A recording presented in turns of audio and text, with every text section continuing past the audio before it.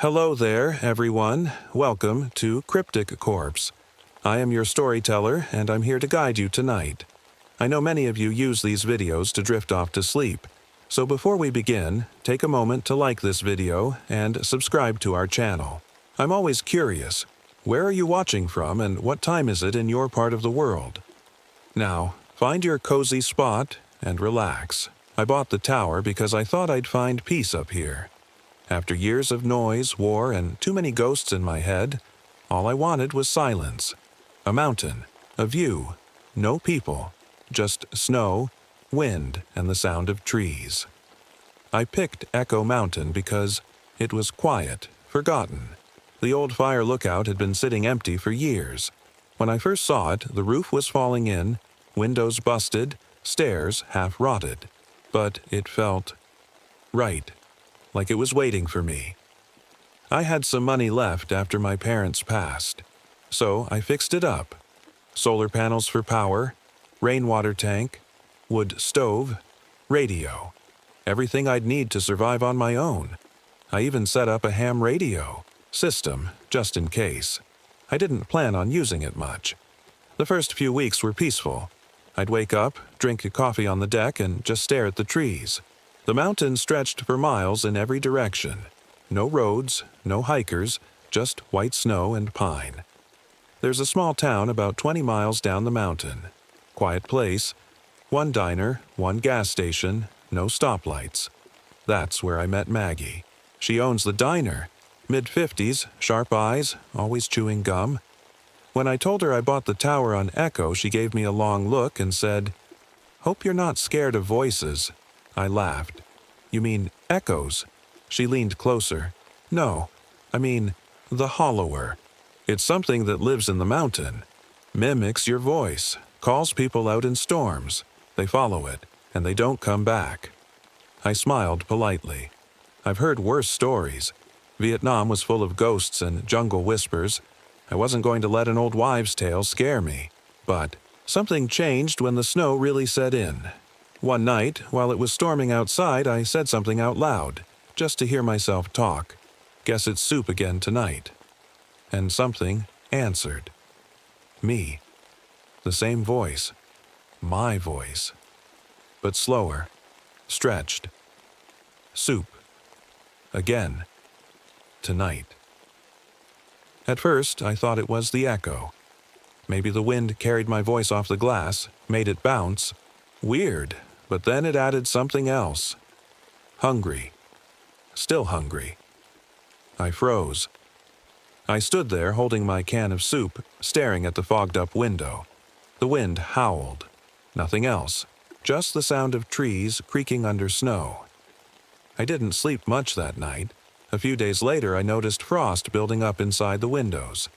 At first it was normal. Just that foggy, cracked glass look. But then I saw faces. No, really. Like skulls pressed up against the glass. Hollow eye sockets, sharp teeth made from thin frost lines. I wiped them off. They came back the next morning. I told myself it was in my head. PTSD, altitude sickness. I'd been through worse. But then I found the journal. It was tucked under, a floorboard in the corner, a notebook, yellow and soft from age, pages filled with messy handwriting. "I can't trust my own voice anymore," one entry read. "It's starting to say things I haven't said yet." Another. "The radio plays my thoughts. It's watching me. It knows when I sleep." I closed the book and shoved it back under the floor. Still, I stayed. I didn't come all this way to run. But the next morning, when I opened the front door, I saw something on the snow. A tiny sculpture, about the size of my hand. Perfectly shaped. Looked like a heart. Not a symbol. A real heart. But made from ice. Even had little veins carved into it. I picked it up. It started to melt fast. Slipped through my fingers like it was alive. That night, the radio turned on by itself, and it played a conversation I had 2 days earlier. My voice, talking to myself, same words. But near the end, it added one line I never said. "You'll never leave this mountain, Frank."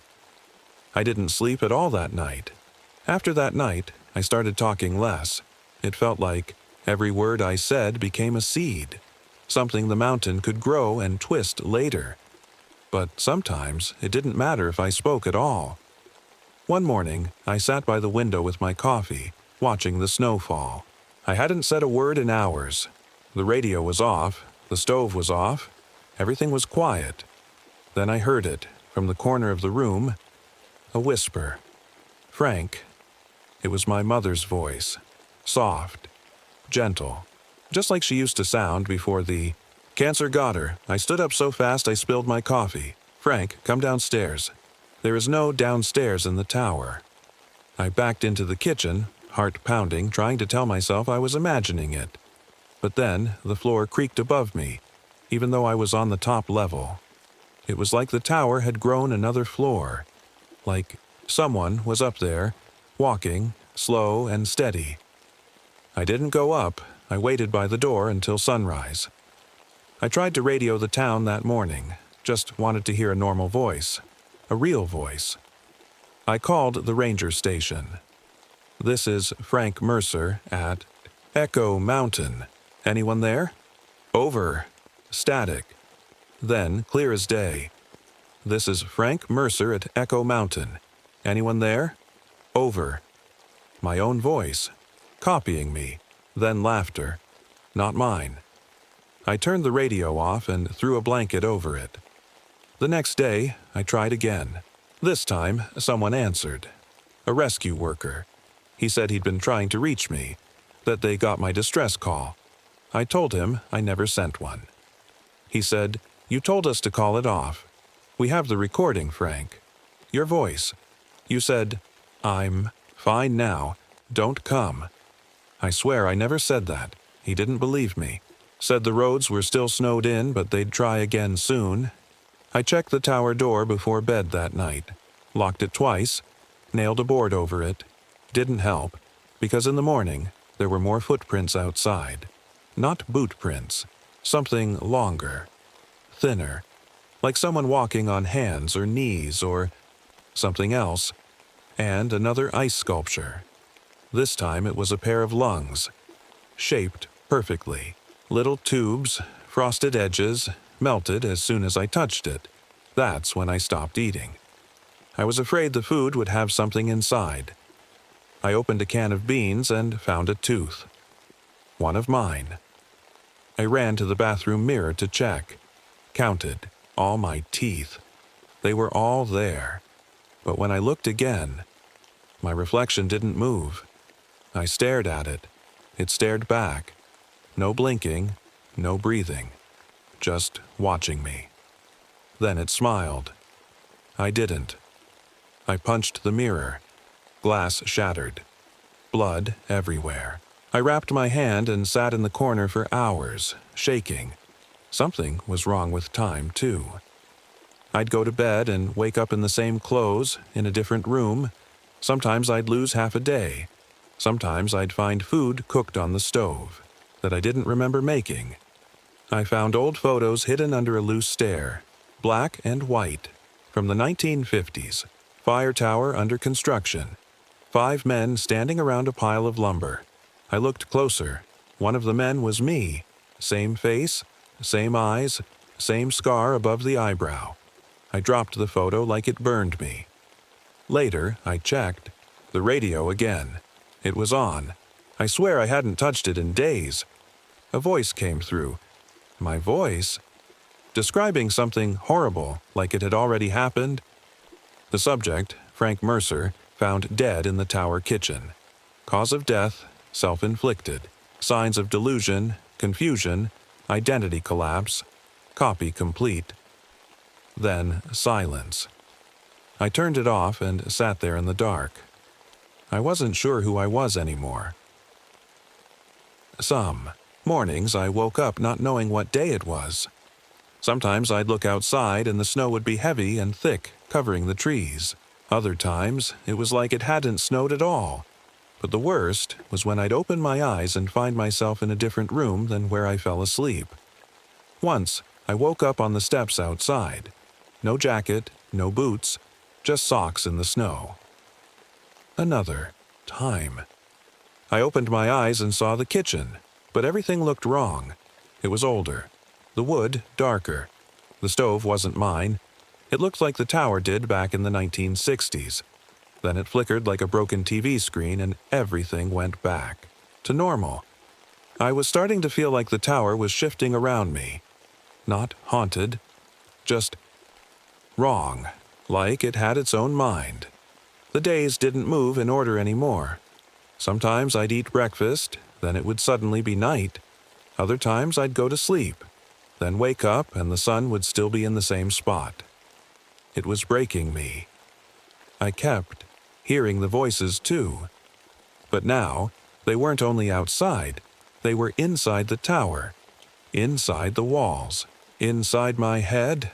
I heard myself saying things I had never said. I belong to the mountain. I was never real. Let it take you. It's easier. I tried not to listen, but they followed me everywhere. The worst moment was when I saw it.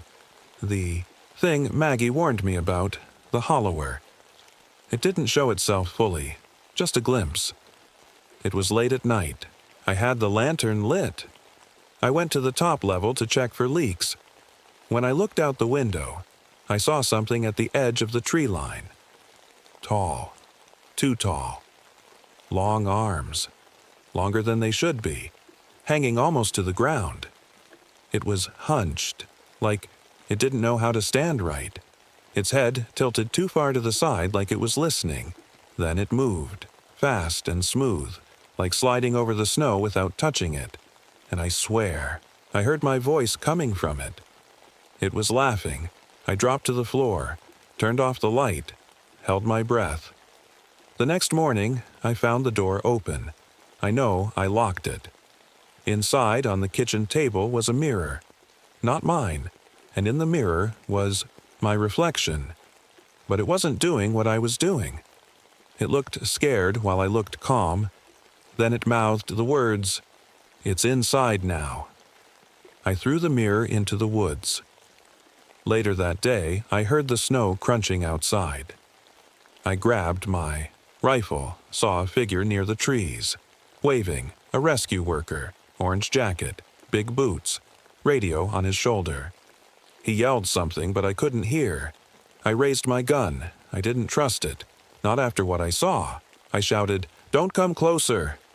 But he kept walking, so I pulled the trigger. The figure fell. I ran out to check the body, but there was nothing. No one. Just a shattered mirror on the ground, half buried in snow. And when I looked into it, I saw myself lying in the snow, bleeding, and the hollower standing over me. After I shot at that rescue worker, or whatever it was, I didn't sleep for 2 days. I stayed in the corner of the tower with the rifle across my lap, just listening for footsteps, for voices, for anything that wasn't me. I didn't trust myself anymore. I didn't trust the tower. I started thinking back to what Maggie said about the hollower, how it lures people, how it uses their own voices. But she left something out. It doesn't just mimic you, it becomes you. I found something else while digging through the crawl space under the tower floor. A door I hadn't noticed before, hidden under a rug and some old tools. Metal latch, locked from the outside. I forced it open with a crowbar. Down below, there was a short staircase, then a small room made of stone and dirt. No light. Smelled like mold and old meat. And bodies. Not fresh. Not whole, either.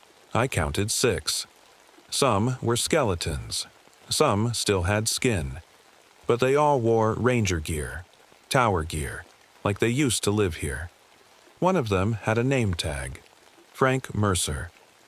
I froze. I touched my chest, like maybe I had a tag, too.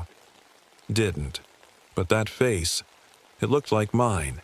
Same nose, same scar, same everything. I ran back upstairs and threw up. I sat on the floor for hours, shaking. If that was me down there, then who was I? That night, the radio turned itself on again. My voice came through, calm and cold. "Don't fight it, you've already been replaced." Then another voice joined in. Me again, but it sounded more broken.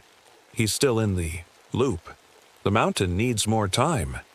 And then a third voice, also mine, whispering, "We all thought we were the first."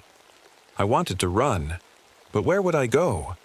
The roads were gone, buried in snow. The sky never looked right anymore. Time didn't move like it should. I saw the Hollower again that night. It didn't hide this time. It stood outside the tower, just staring up at me. Its arms dragged across the snow. Its skin looked like it was made from smoke and stretched cloth. Its face, it had none. Just smooth skin where a face should be. But somehow it smiled. And then it opened its mouth, if you could call it that. And I heard every voice I had ever known. My father, my mother, my army friends, Maggie, even the rescue guy I shot, all talking at once, all saying one thing: let go. That's when it hit me. The Hollower doesn't kill you right away. It takes its time. It wears you down. It waits until you start to question what's real. It waits until you're too weak to fight back, and then it hollows you out. It keeps your memories, your face, your voice, but the real you? Gone. Just another puppet for the mountain. I sat by the radio again, staring at the static, thinking about everything. Maybe I had died already. Maybe I was just one of its copies. Or maybe I was the last real Frank, and all the others, the ones in the pictures, the voices on the radio, the body in the crawl space, they were failed versions. Test runs. I had to escape. I had to try. But when I opened the trap door to leave, I stepped outside and found myself back in the kitchen. Just like that. I turned around, confused, opened the front door again, and I was in the bedroom. I tried to run down the stairs, but they led me up instead. Every way out just brought me further in. The tower wasn't a building anymore. It was a trap, a maze, a loop, and the Hollower was watching. I don't know how long I was stuck in that loop. Hours, days, maybe more. Every door I opened took me somewhere else inside the tower. The stairs didn't work right. I'd go down 3 steps, then find myself back at the top. I'd open the bedroom closet and step into the kitchen. Sometimes I'd go through the front door and end up back in the same room I started from. It felt like the tower wasn't just twisting around me. It was inside, me now, like it had taken over my sense of direction, my thoughts. I stopped trusting my own eyes. Sometimes I'd see myself sitting in a chair. Same clothes, same tired face, just staring back at me. One time, I even walked past myself sleeping in the bed. And then I found the mirror room. A door I'd never seen before appeared near the old stove. I opened it and walked into a room full of mirrors. Tall ones, short ones, broken ones. Some were cracked, some were spotless, but each one had me inside. Dozens of versions of me, all standing still. Some smiled, some cried, some banged on the glass like they were trapped. Then they all said at the same time, "You're not the first, Frank." I stumbled back, slammed the door, and ran. I kept running, room to room, shouting, begging for it to stop. And finally I saw the front door again.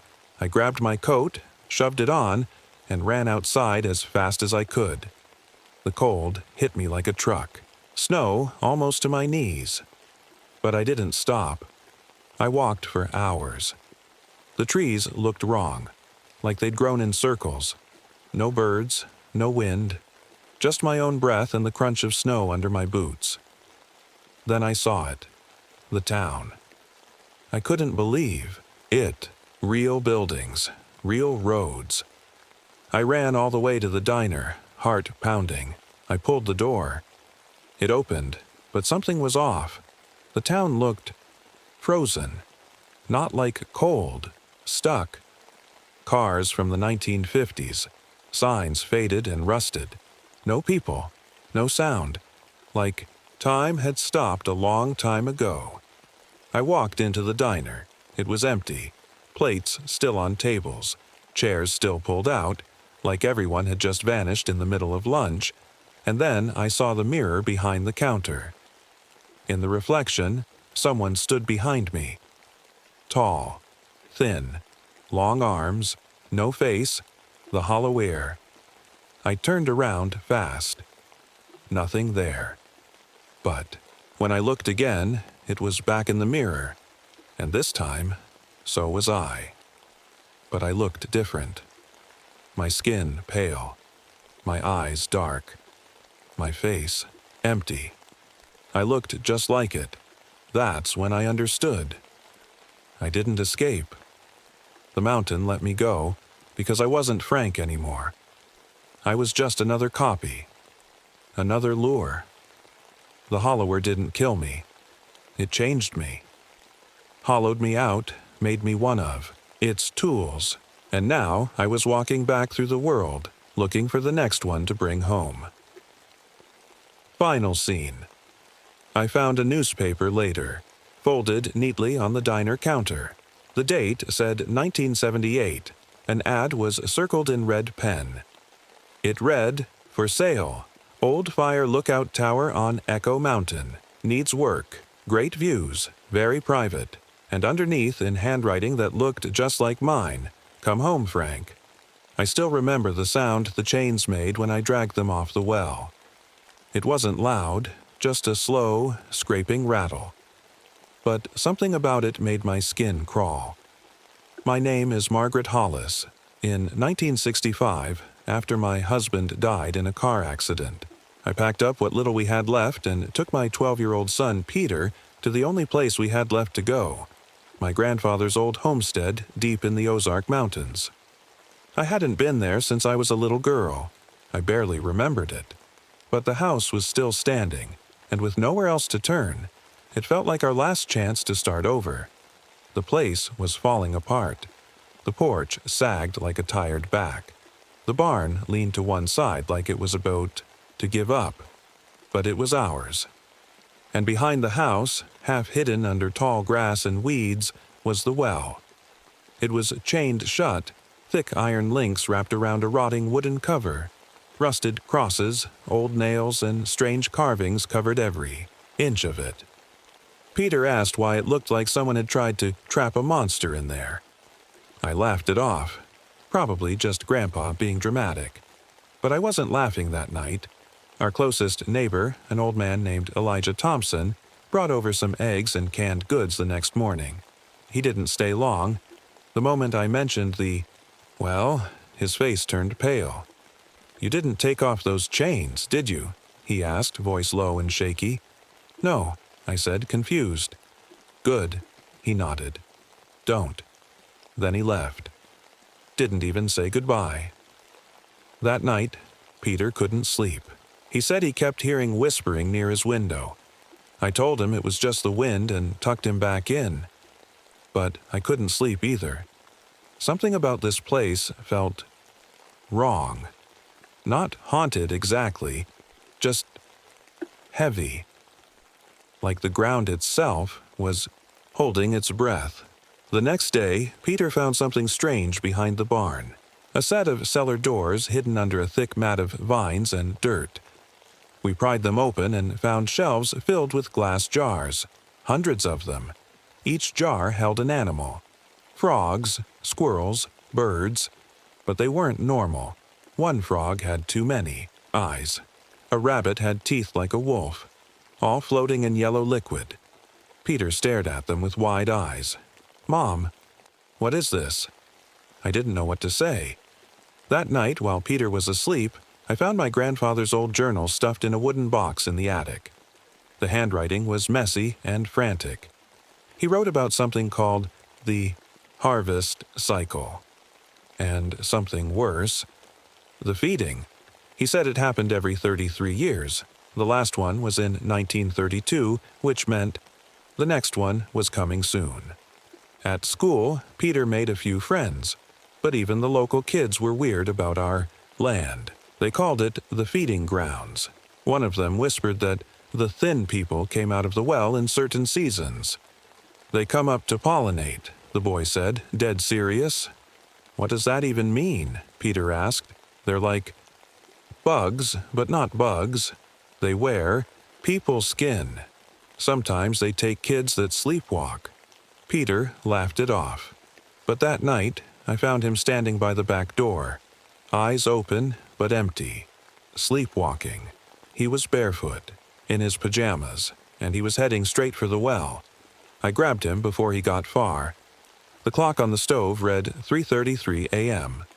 The next morning, I went out to look at the well again. I don't know why. Maybe I was angry. Maybe I was tired of being scared. Maybe I just didn't believe in ghost stories anymore. I took off the chains. I pried the cover loose, and when I looked down, I didn't see water. I saw stars. Tiny, twinkling lights.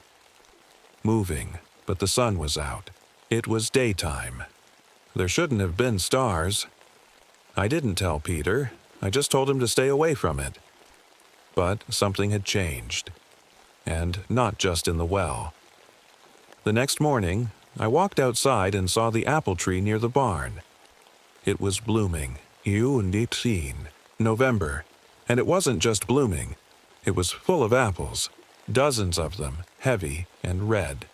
Some had strange shapes, almost like faces. I picked one. The skin was soft, like overripe fruit.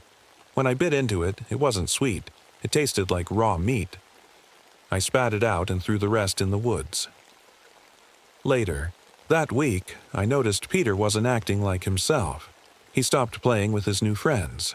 He stayed quiet during dinner. Sometimes I'd hear him talking in his sleep, but not in English. It sounded like another language. One I'd never heard before. I recorded it one night with the little tape recorder my husband used to use for notes. A week later, I drove into town and played the tape for a professor at the small college nearby. He listened, then looked at me funny. "This sounds like a very old Native American dialect," he said. "But it's off, like it hasn't been spoken in hundreds of years." I asked him what Peter was saying. All I could understand was something like, "The ground remembers." That night, something even stranger happened. I was sitting in the kitchen reading one of Grandpa's old journals when I suddenly felt hungry. Not normal hungry. Deep, aching hunger, like I hadn't eaten in days. I opened the fridge, but nothing looked good. I cooked a steak, rare, and still, it didn't help. Only when I cut a slice of raw meat and ate it cold did the feeling start to fade. I sat on the floor of the kitchen afterward, shaking. What the hell was happening to me?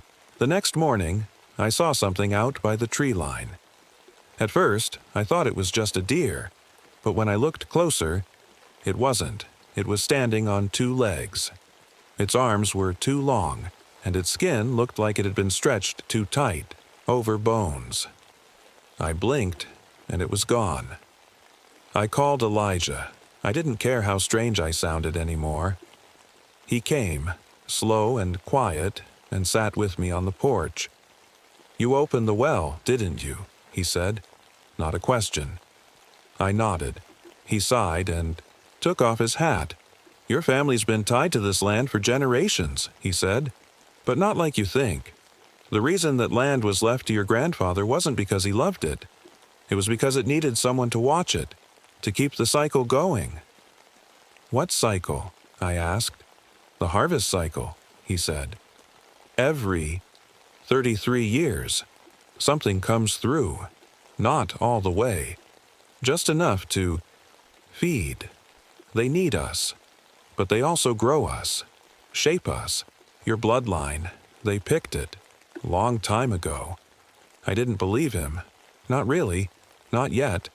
But part of me already knew he was telling the truth.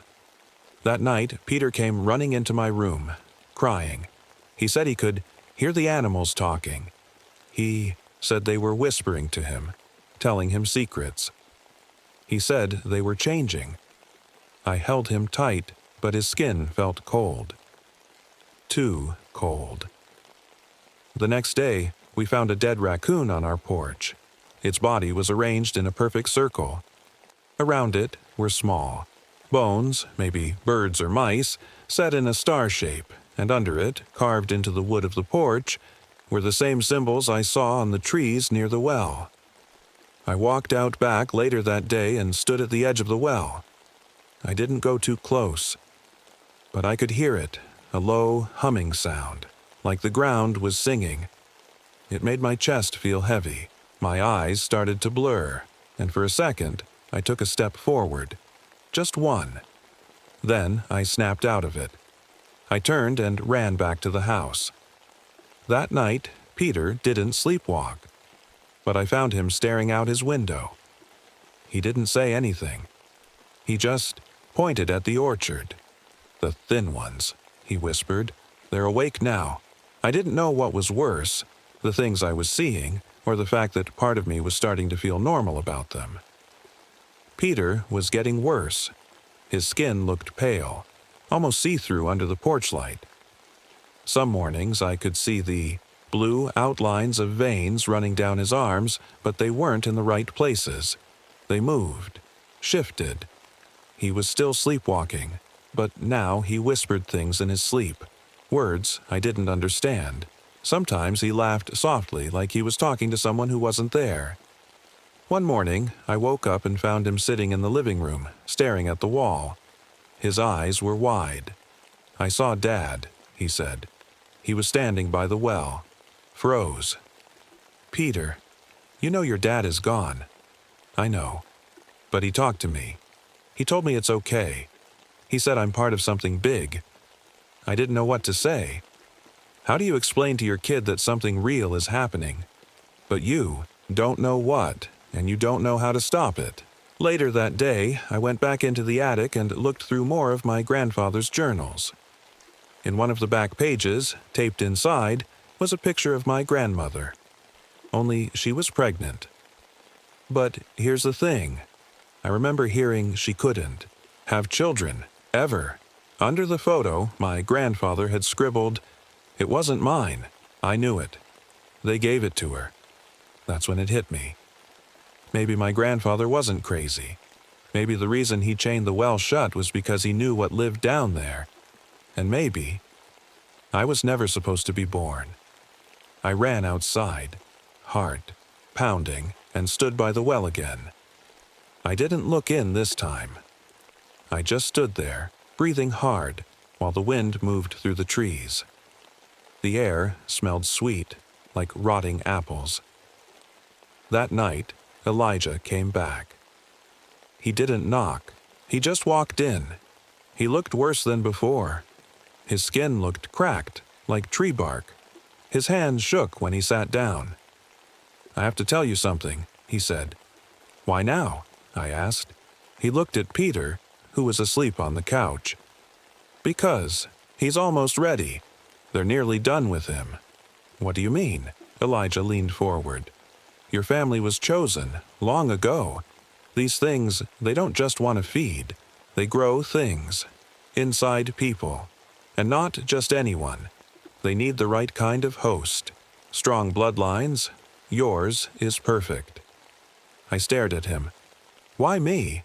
"Because your mother came here too. When she was young. Just like you. And when you were still a child, they planted something in you." I stood up. "Get out." "I'm not finished," he said quietly. "I've been through it. I survived, but only halfway." And then he rolled up his sleeve. His arm wasn't human, not fully.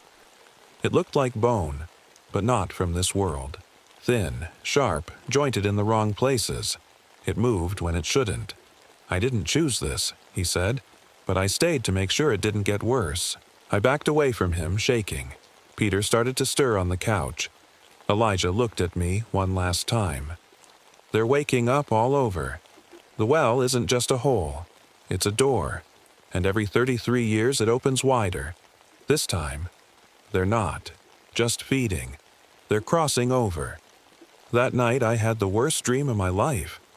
I was underground, in a tunnel made of living roots and flesh. Something moved beside me, but I couldn't see it. I felt my skin stretch. I couldn't scream. I was changing. When I woke up, my back hurt. I checked in the mirror and saw red marks near my shoulder blades, like something was growing under the skin. And Peter, he wasn't in his bed. I found him outside, kneeling in the orchard. Around him, animals stood in a circle. Deer, foxes, raccoons, all silent, all watching. Peter looked up at me. "They're ready," he whispered, and when he smiled, his teeth weren't right anymore. Peter stayed in his room, but I could hear him whispering again, this time not to himself. "I think." Something was whispering back. I pressed my ear to the door and heard two voices. One sounded like Peter. The other wasn't human. It was low, soft, but full of something that made my chest feel tight. I didn't go in. I was too scared to know what I might see. The next morning, I woke up to a smell coming from outside, like something burning. I stepped out and saw the field beyond the orchard.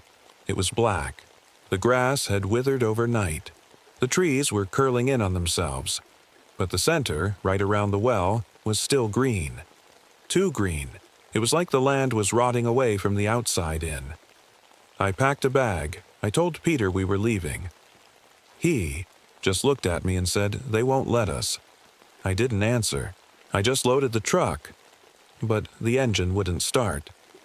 No matter how many times I turned the key, it was dead. Even the radio was nothing but static. I went back inside and grabbed the last journal from my grandfather's box. There were only 2 pages left, but what I read made my hands shake. They don't want hosts. They want bridges. They hollow us out and walk through. If the well is destroyed before full emergence, the opening collapses. But if done too late, it rips everything wide open. That's when I made a choice. I was going to blow up the well. There was a small quarry about 4 miles from the property. I remembered my husband once telling me they stored blasting caps and dynamite out there. I broke in through a back window and took what I could carry, just enough I hoped to do the job. As I walked back, the woods felt wrong. The trees leaned toward me. Not from wind. They just tilted, like they were watching. By the time I reached the well, the sky was dark, even though it was only afternoon. Clouds twisted overhead like something was spinning them. The air smelled like blood and wet dirt. Peter stood by the well. He wasn't alone. Something was standing next to him. It was tall, thin, and folded in on itself like a broken puppet. Its skin shimmered like wet stone. When I stepped forward, it bent its body, twisting in ways that should have broken bones, until it disappeared into the well. Peter didn't even flinch. "Mom," he said, "you don't have to fight them. You belong to them. You always have." I dropped the bag of explosives at my feet. "I'm not letting them take you." Peter smiled, but it wasn't really him anymore. His skin was almost clear now. I could see things inside him, moving, changing. His eyes didn't reflect light anymore. They absorbed it. I lit the fuse. I didn't give myself time to think. I just ran. I made it behind the barn when it went off. The ground shook. A deep roar rolled through the trees. Birds screamed and flew in every direction. Then, silence. I crawled back toward the house, ears ringing. Smoke rose from where the well had been. The old stones were scattered like teeth. I looked for Peter. He was on the ground. Still, I ran to him and held him. He was breathing, but slow. His skin looked more human again. His face was pale, but peaceful. "I'm sorry," he whispered. Then he closed his eyes. I carried him inside and waited, for hours. Just sat by his bed and waited. That night, the ground outside started to hum again. Low, deep, like a growl coming from the earth. I looked out the window. The orchard was glowing. Something had gone wrong. I didn't stop the crossing, made it worse. They were coming through early. The humming didn't stop. Not that night, not the next day. It was like the land had started breathing on its own. I could feel it through the floorboards. Slow, deep, steady. Peter didn't wake up for almost a full day. I stayed by his side, hoping, praying. Whatever had taken hold of him was gone now. When he finally opened his eyes, they looked normal again. Blue, human. But he didn't smile. He looked tired. Older somehow. I can feel them, he whispered. Under the ground, they're angry. I held his hand. We're leaving. Tonight. I don't care if we have to walk for miles. But when the sun went down, the ground shook. Again. Not like before. This was different. It felt alive. I stepped outside and saw the orchard glowing in the dark, soft and green, like it was lit from the inside. Something moved between the trees. Lots of things. Thin, fast, crawling up from holes in the earth. They were here, hundreds of them, and they weren't hiding anymore. I ran back inside, locked the doors, and grabbed the hunting rifle. Peter stood behind me, quiet. Then he spoke. I can stop them, but I have to go back. What are you talking about? I asked, heart pounding. They need me now. I'm already part of them. No, I said, shaking my head. You're my son. You're not one of them. His hands were glowing faintly. His veins lit up under his skin, like roots of a tree. He stepped forward and hugged me, and I felt it. Something inside him was still human, still Peter. I can hold them off, he whispered, just long enough for you to get away. I'm not leaving you, I said. Tears were already coming. You have to, he said. You're changing too. You feel it, don't you? I nodded. The dreams, the hunger, the marks on my back. Something was already inside me too. But I wasn't ready to give in. Peter opened the door and stepped outside. The creatures stopped. They didn't attack. They stared at him. Like he was one of them. He turned to look at me one last time. I'll keep them here, he said. But don't come back. Ever. And then he walked into the orchard. The ground swallowed him. Just like that. Everything went quiet. The humming stopped. The lights faded. And I was alone. I ran.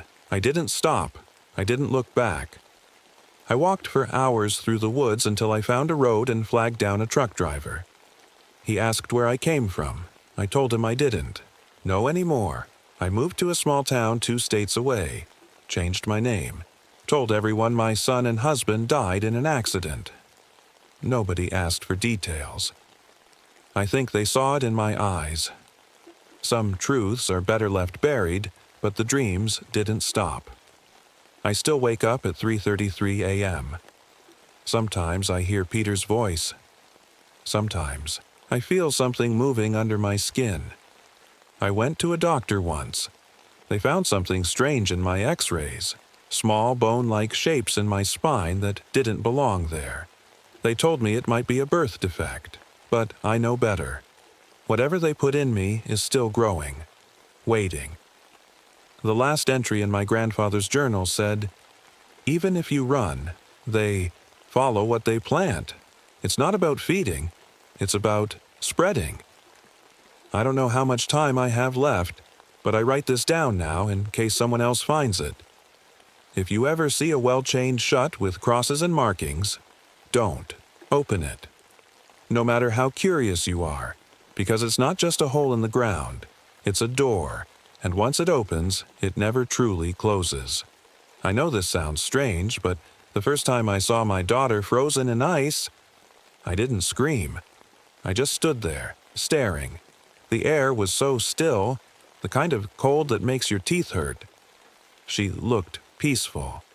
Too peaceful. Like someone had pressed pause on her last breath. That's not where the story begins, though. Let me go back. After everything that happened with my daughter, after she disappeared without a trace, I broke. I tried to keep teaching. I tried to keep living like nothing happened. But inside, I was hollow. Something was missing, and no matter how much I drank or how many pills they gave me, it never came back. So I left, packed my bags, and drove north, all the way up to Minnesota. There's a small lake out there, hidden in thick pine trees. Frost Lake. My family has an old hunting cabin there. We used to visit when I was a kid, long before life got complicated. The cabin was supposed to help me heal. I told myself that I'd fix it up. Hunt, write, clear my head. No phones, no people, just snow, silence, and maybe some peace. The place looked the same as I remembered. Gray wood, sagging roof, rusted nails sticking out of the porch. The trees around it were still tall and quiet, like they'd been waiting for me. But something felt off. The snow around the cabin hadn't melted in weeks, even though the sun was strong that day. It was just cold, deeper than normal. Inside, the cabin was dusty, full of old smells, wood smoke, mold, and something else, like freezer burn but sharper. There was still food in the pantry, some canned stuff, and a journal lying on the small kitchen table. It wasn't mine. It belonged to the last caretaker, a man named Joe Simmons. He left in a hurry. I could tell because his clothes were still in the closet. But the weird part was what he wrote in his journal. Cold spots are getting worse. I feel them watching at night. The children in the trees. They're not children anymore. That should have been my first sign to leave. But I didn't. I spent my first few days chopping wood, setting traps, and trying to write in an old notebook. But my words didn't come out right. I kept drifting off, seeing things from the corner of my eye, hearing what sounded like soft footsteps on the porch at night. The weirdest thing was the ice. One morning, I opened the cupboard under the sink to grab a cloth, and there it was. Perfect ice, not frost. Actual, solid ice shaped like a spoon. It was just sitting there, unmelted, even though the room was warm. When I touched it, it crumbled in my hand and turned black, like oil. The smell was awful, like something rotten hiding in your freezer. I told myself it was just a fluke, maybe a pipe leak. Maybe I was just tired. But it kept happening. Inside a sealed coffee tin, I found a tiny ice sculpture of a fork. In the old toolbox, there was a frozen butterfly made of frost and glass. All of them were detailed, too perfect.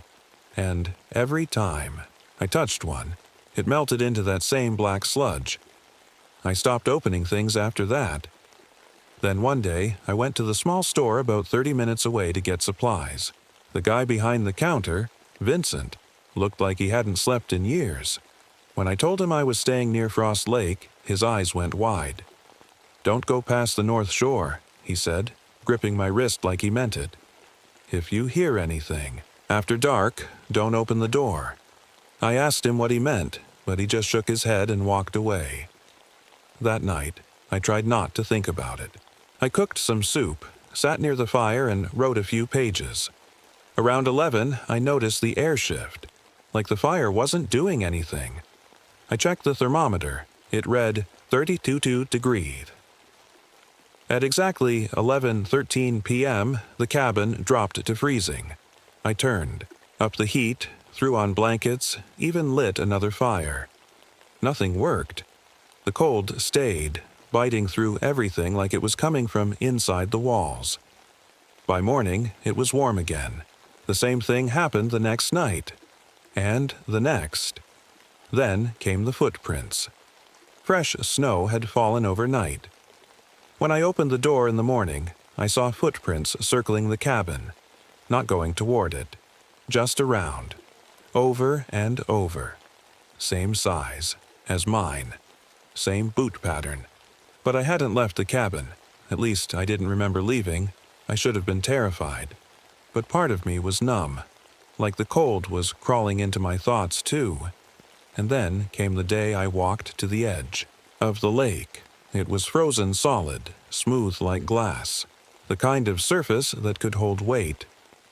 I stepped onto it just a few feet out and stopped. Right in the middle of the lake was a statue made of ice. A little girl, her arms down by her sides, her head tilted just slightly, like she was waiting for someone. And I knew that pose. I knew that face. It was my daughter, and somehow I wasn't surprised. I wanted to run. I should have run. But I couldn't stop staring at that ice statue on the lake. It looked just like my daughter. Same winter coat, same boots, same way she used to stand when she was nervous with her hands tight by her sides. But there was no color in her face, just ice, clear, smooth, and cold. I didn't go any closer. Something told me not to. I backed off slowly and walked straight back to the cabin. My heart was pounding, but everything around me was silent. Not even the sound of wind through the trees. Just that heavy quiet, like the world was holding its breath.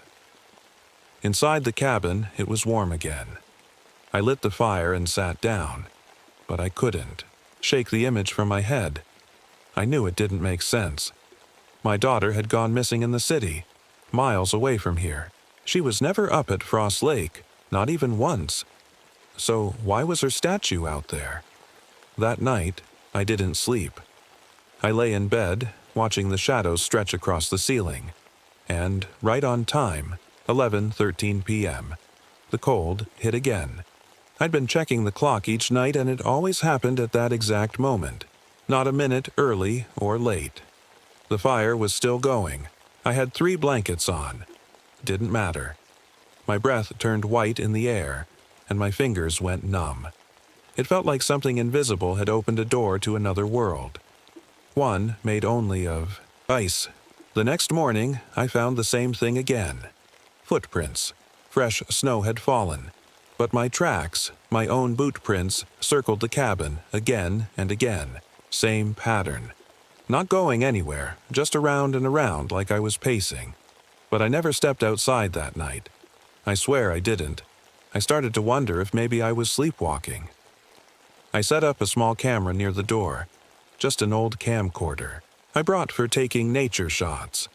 I wanted to see if I was getting up at night without knowing. That day, I tried to keep busy. I went out hunting but came back with nothing. The woods felt wrong. Quiet, too quiet. No birds, no squirrels, just the sound of snow under my boots. And then I saw something. Between 2 tall pines, maybe 20 feet ahead, something moved. Small, quick. I thought it was a deer at first, but when I looked closer, it looked like a child, wearing something, light, not warm enough for the snow. I called out, "Hey, you okay out here?" The figure didn't answer, just turned and slipped behind a tree. I ran to where it was. Nothing, no sign of anyone, no footprints in the snow. It didn't make sense. There should have been tracks. I stood there, turning in circles, trying to spot movement. But the trees were still. The sky above me was gray, and I felt like something was watching from the shadows. When I got back to the cabin, I checked the camcorder from the night before. Nothing. No movement. No door opening, no me stepping outside, but the footprints were still there in the snow, just as fresh as before. I started reading more of the caretaker's journal, the one Joe Simmons left behind. The entries got worse the deeper I read. I see them between the trees now. They never come close, but they don't go away either. I tried locking the doors. Doesn't help. They're already inside, I think. Not in the walls. In me. He talked about cold spots following him through the house, places where the air would drop to freezing, even in front of the fire. He wrote that they would show up as shapes, human-shaped frost patches on the walls, on windows, even in his mirror. I started noticing them too. At first, it was just a chill when I passed the hallway. Then I saw it. One morning, I walked into the kitchen and froze. There was a handprint, a frost-covered handprint on the window above the sink. 5 fingers, small, like a kid's. But the weird part was that the frost was on the inside of the glass, and I hadn't opened the window in days. That night, I stayed up again. I wanted to see if anything would happen if I didn't fall asleep. I waited. At 11:13 p.m., the fire flickered low and the cold returned. I heard something outside. Not loud, just a soft crunch, like snow under small feet. Then, laughter. A little girl's giggle. It sounded exactly like my daughter. I ran to the door and yanked it open. Nothing, just darkness and falling snow, but I swear I saw movement near the edge of the woods. Something small, pale. I didn't sleep after that. The next morning, I found something outside the cabin door. It wasn't snow, it wasn't ice. It was my daughter's old teddy bear, the same one she slept with every night, when she was little. It was soaked and frozen, the eyes cracked like tiny marbles, but I recognized it. No doubt in my mind. Only one problem. That bear had been buried with her things. In a box I packed up after she disappeared. That box was in storage, in a locked unit back home. I picked it up, holding it tight, and for a second, I felt warm. But then the fur began to freeze again, right there in my hands. I dropped it, and it shattered. That's when I knew this place wasn't just haunted. It remembered. It remembered her. It remembered me. And it wasn't going to let go. Something in the cabin had changed. It wasn't just the cold anymore. It was something deeper, like the place was crawling into my head. I started noticing strange things in my journal. I'd wake up in the morning, flip back a few pages, and find whole paragraphs I didn't remember writing. They were in my handwriting. Same pen, same notebook. But the words weren't mine. One entry read, "She didn't vanish. You gave her to them." I stared at that line for hours. I would never write that. I loved my daughter more than anything. I would never hurt her. Never. But a part of me started to wonder, what if I'd forgotten something? I began checking everything in the cabin, cupboards, drawers, even under the floorboards. I don't know what I was looking for. Maybe proof. I was losing my mind. Or maybe something worse. Then I started noticing the objects. They were small things at first. A red marble I hadn't seen in decades, one I lost when I was 5. Then a toy car, rusted and old, sitting on the cabin windowsill. My old toy. Same paint scratch, same missing wheel. One night I found my wedding ring in the bathroom drawer. I hadn't seen that ring in over 10 years. I lost it during the divorce. I remember searching every corner of my old apartment for it. And now, here it was, in a cabin 1,000 miles away. I felt sick. The past wasn't just coming back. It was showing up. Things that should have been gone, lost, packed away, buried. They were appearing here, like someone was reaching into my memories and pulling them out for me to see. That night, I couldn't sleep. I sat near the fire, watching the flames dance, trying to keep warm. But the heat didn't help. I was shaking. I looked down at my hands, and that's when I saw it. Frostbite. Not the kind that peels skin or turns fingers black. This was something else. Tiny patterns had formed on my fingertips, almost like symbols, lines and shapes, too perfect to be random. And when I touched the frost-covered window, the same pattern appeared on the glass. I wrapped my hands in towels and tried to forget it, but the cold didn't care. Each night it came back stronger, not just cold in the air, but inside me, like it was spreading through my bones. I stopped going outside. I stopped hunting. I stopped doing anything except writing and trying to understand what was happening. And then I started seeing her again. Not just statues. Not just teddy bears. My daughter's voice started coming from the windows, quiet at first, like she was whispering from the woods. "Daddy?" I froze every time I heard it. I wanted to believe it was just in my head. But some nights, I'd get up and walk to the window, and I'd see her shadow out there, standing at the tree line. She never moved, never walked closer, just stood there. The frost on the windows started forming shapes too. Faces, children's faces. Small mouths open like they were screaming, but no sound came out. I pulled the curtains shut, but even that didn't help. I'd hear the knocking on the glass. Just one knock. Then silence. Then the voice. "Let me in, Daddy." That same week, I peeled some old wallpaper off the back bedroom wall. It had been flaking for years. I figured I'd clean it up. But under the paper were symbols. Strange, twisted shapes drawn in black and red. They looked like old carvings, or maybe paint, but they were deep, burned into the wall. In the middle of it all was a picture. Crude, childlike drawings of people with long arms and frozen faces. Kids, and something bigger behind them. A shape that looked like a shadow with sharp fingers and no face. Below it, someone had written, "The Winter Children. They remember everything." I sat there for hours, staring at that wall.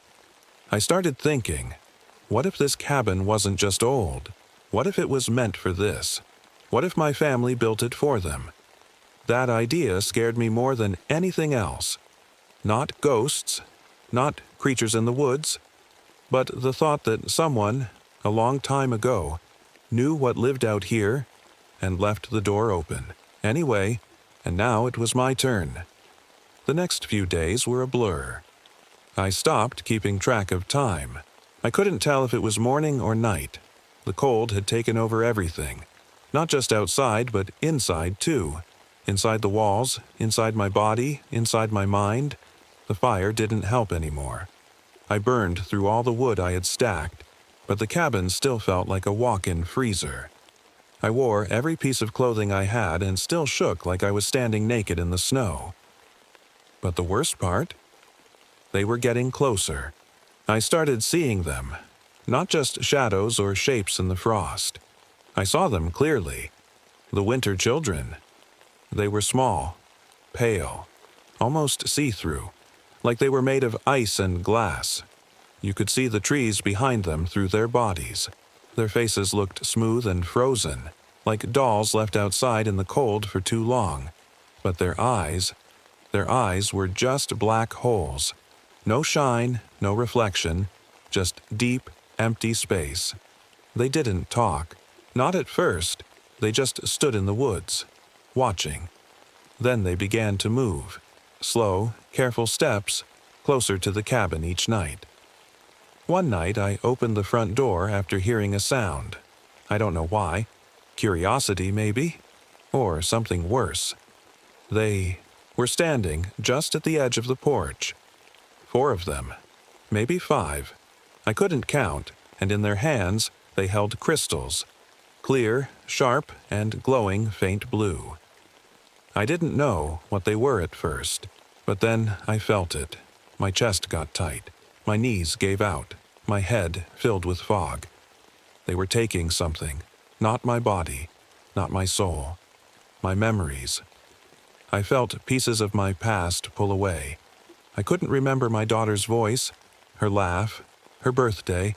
I knew she existed. I knew I loved her. But the details started slipping. The more I looked at the crystals, the more I forgot. I slammed the door shut.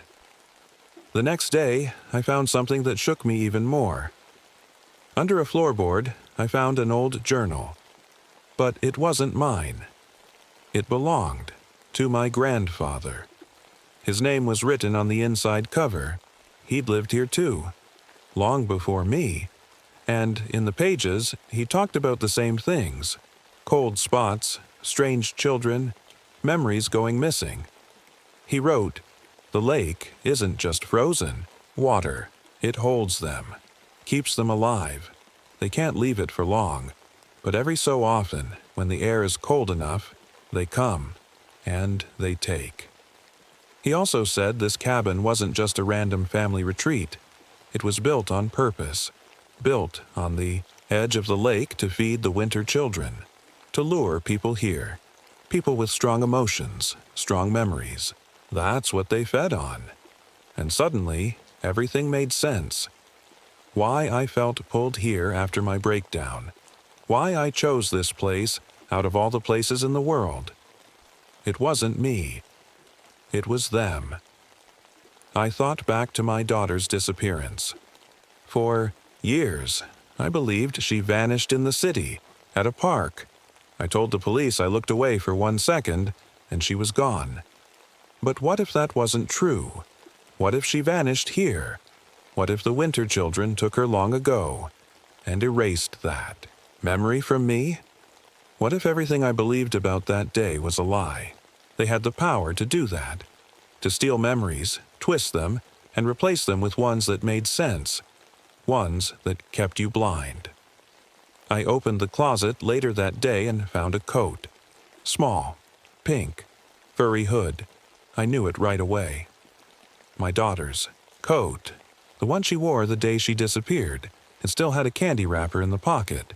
Her favorite kind, grape taffy. That broke me. I sat on the floor and cried until I couldn't feel my face anymore. The tears froze on my cheeks. And that's when I heard her voice again. "Daddy." I'm cold. It was coming from the attic. Grabbed a flashlight and climbed the narrow steps. At first, there was nothing, just dust and old boxes. Then, I saw it. A small pile of snow in the center of the floor. Fresh. Perfect. And sitting in the snow was another ice crystal, glowing faint blue like the others I'd seen. I picked it up without thinking. Suddenly, my mind flooded with her voice, her laugh, her hands holding mine, her favorite bedtime story. All of it. It was inside the crystal. They didn't just steal memories. They kept them, stored them. That's what they were. Walking freezers full of memories, full of stolen pieces of people. And they wanted more. I don't know how I escaped. One morning, I woke up on the floor, the fire long gone out and my breath frozen in the air, but the cold had lifted just enough for me to move. I grabbed my jacket, rushed outside, and for the first time in weeks, the snow was soft. The lake wasn't frozen solid. There was a path open. I didn't stop to think. I ran. I made it to the truck. Somehow, it started. I drove with numb fingers gripping the wheel, tires slipping on icy roads, heart pounding in my chest. Hours passed. I reached a town, somewhere south. The snow was thinner there. People walked around in coats, holding coffee cups, smiling. It felt like a different world. I checked into a small motel. The lady at the desk smiled too wide. Her voice was too soft. "Welcome back," she said, even, though I'd never been there before. That night I turned on the TV and saw a news broadcast. The anchor was talking about a blizzard that had hit the area weeks ago. But the dates didn't match. I checked my phone. The year didn't match either. Things didn't feel right. The coffee tasted wrong. The people I talked to asked strange questions. One man said, "You're the writer, right? The one who lost his daughter at the lake?" I never told anyone that. And then I realized I hadn't escaped. This wasn't real. It was a memory, not mine, someone else's. Or maybe pieces of many people all mixed together. I started to notice little things. How people blinked too slowly. How the trees didn't sway in the wind. How the birds made no sound. I looked at my hands. The frostbite patterns were back. The same strange symbols. My skin looked thin, like ice. That night, I went to bed in the motel and told myself everything was okay. I tried to believe it, but when I opened my eyes, I was back in the cabin. First snowfall, firewood stacked, journal on the table. Just like before. I thought I'd made it out, but it was all a loop, a trap. That's what they do. The Winter Children don't just take your memories. They build a world out of them and trap your mind inside. They freeze your body under the lake. Then they let your mind play out a perfect little lie, over and over. Fake escape, a fake town, a fake hope. You don't even know it's happening until it's too late. I went outside that morning and saw the same footprints circling the cabin. My footprints. The lake was frozen again, and in the middle, the same ice statue stood there. My daughter. Still waiting, and I knew. I'd never left. I was still here. I am still here. And if you're hearing this, if someone gave you a journal or told you to come up here to find peace, don't go. Frost Lake doesn't heal anyone. It remembers, and it keeps what it wants. Forever. I should have never bought that land. Not because of the money, not because it was hard living, but because that land wasn't dead. It was breathing, and I didn't see it until it was too late. After the Korean War, I was tired of people. Cities felt loud, fake. My head stayed noisy, even when everything around me was quiet. So I saved what I had and bought 200 acres of dry desert land in New Mexico. No neighbors, no traffic, just dust, rocks, and sky. It was cheap, almost too cheap, the kind of price that makes you feel lucky, until later, when you realize why it was low. I drove out there in my old truck, pulling a trailer packed with tools, food, and what little I owned. The land sat out near the Badlands, far off any main road. No fences, no signs, just cracked ground stretching out forever. First thing I did was pitch a tent and start planning where I'd build the house. I wanted it to be all mine. Solar power, hand-dug well, root cellar. I didn't want to depend on anyone ever again. But the land, it didn't want me there. Tools kept going missing. I thought maybe I was just tired or losing my mind. But I'd set a hammer down, turn around, and it'd be gone. Sometimes I'd find it a day later, wedged deep in the dirt like it had been buried and then spit back out. Then came the well. I dug for days, hands blistered raw, dirt caked under my nails. When I finally hit water, it should have been a relief. But what came up wasn't normal. The water looked off, thicker, like oil mixed with syrup, and it never dried. I left a cup of it out in the sun for 2 days, and it just sat there, sticky and slow. I tried planting a few tomato vines nearby, just to see. Within 3 days, they were already sprouting. By the end of the week, they were 3 feet tall, pulsing slightly like they were breathing. I didn't even know plants could move like that. Then came Raymond. He was a Navajo man, probably in his 60s. I met him at a trading post about 20 miles out. I needed supplies, wood, nails, canned goods. We got to talking, and when I told him where I was setting up, his face went pale. "You're staying on that land?" he asked. I nodded, confused. He shook his head slow. "That place ain't right. We call it where the earth's skin is too thin." I thought it was just a story. Something passed down, maybe meant to scare off kids, but he was dead serious. "Things slip through there," he said, "from underneath."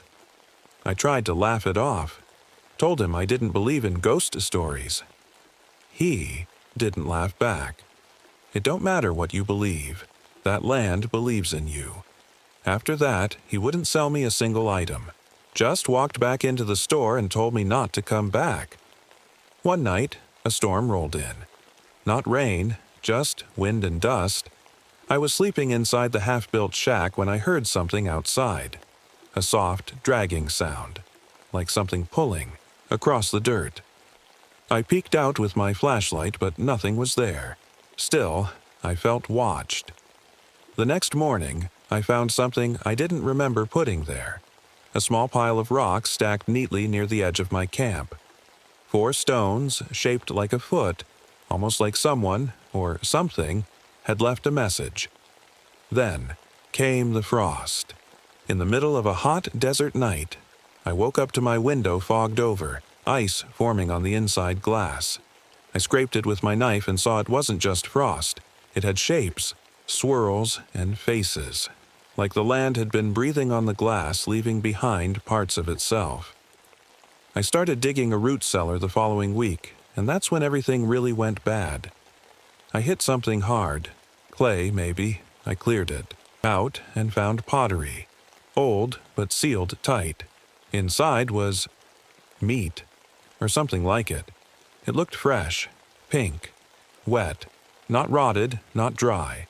I touched it with my finger and it moved. Not a twitch. Moved, like it was still alive. I sent it to a lab. In Albuquerque, thinking they'd tell me it was some weird fungus or old animal stuff. They called me back in 2 days. Said they couldn't explain it. Said it wasn't fully animal, wasn't plant, either. They asked where I found it. I told them. They never called again. That's when I realized something. This land, it wasn't land. Not really. It was skin, and I was walking on its back. After finding that thing in the pottery, I stopped digging for a few days. Something in me felt off, like I was being warned, like I had touched something I wasn't supposed to. But I didn't leave. I told myself it was all in my head. Maybe it was the heat. Maybe it was stress. I'd been through war. I'd seen worse. I thought I could handle anything. That was a mistake. The water from my well got stranger, thicker. It still looked mostly clear, but if you held it in your hand, it felt wrong. It slid too slow. It left a sticky feeling on my skin. I stopped, drinking it, and used bottled water from town instead. But even just touching it made my hands itch for hours. I poured some on a patch of dead soil just to test something. 2 days later, green shoots popped up like they'd been waiting. By the end of the week, full-grown vines were crawling across the ground. They didn't look normal. The leaves were a deep purple, and when the wind blew, they didn't shake or move like other plants. They just held still, like they were listening.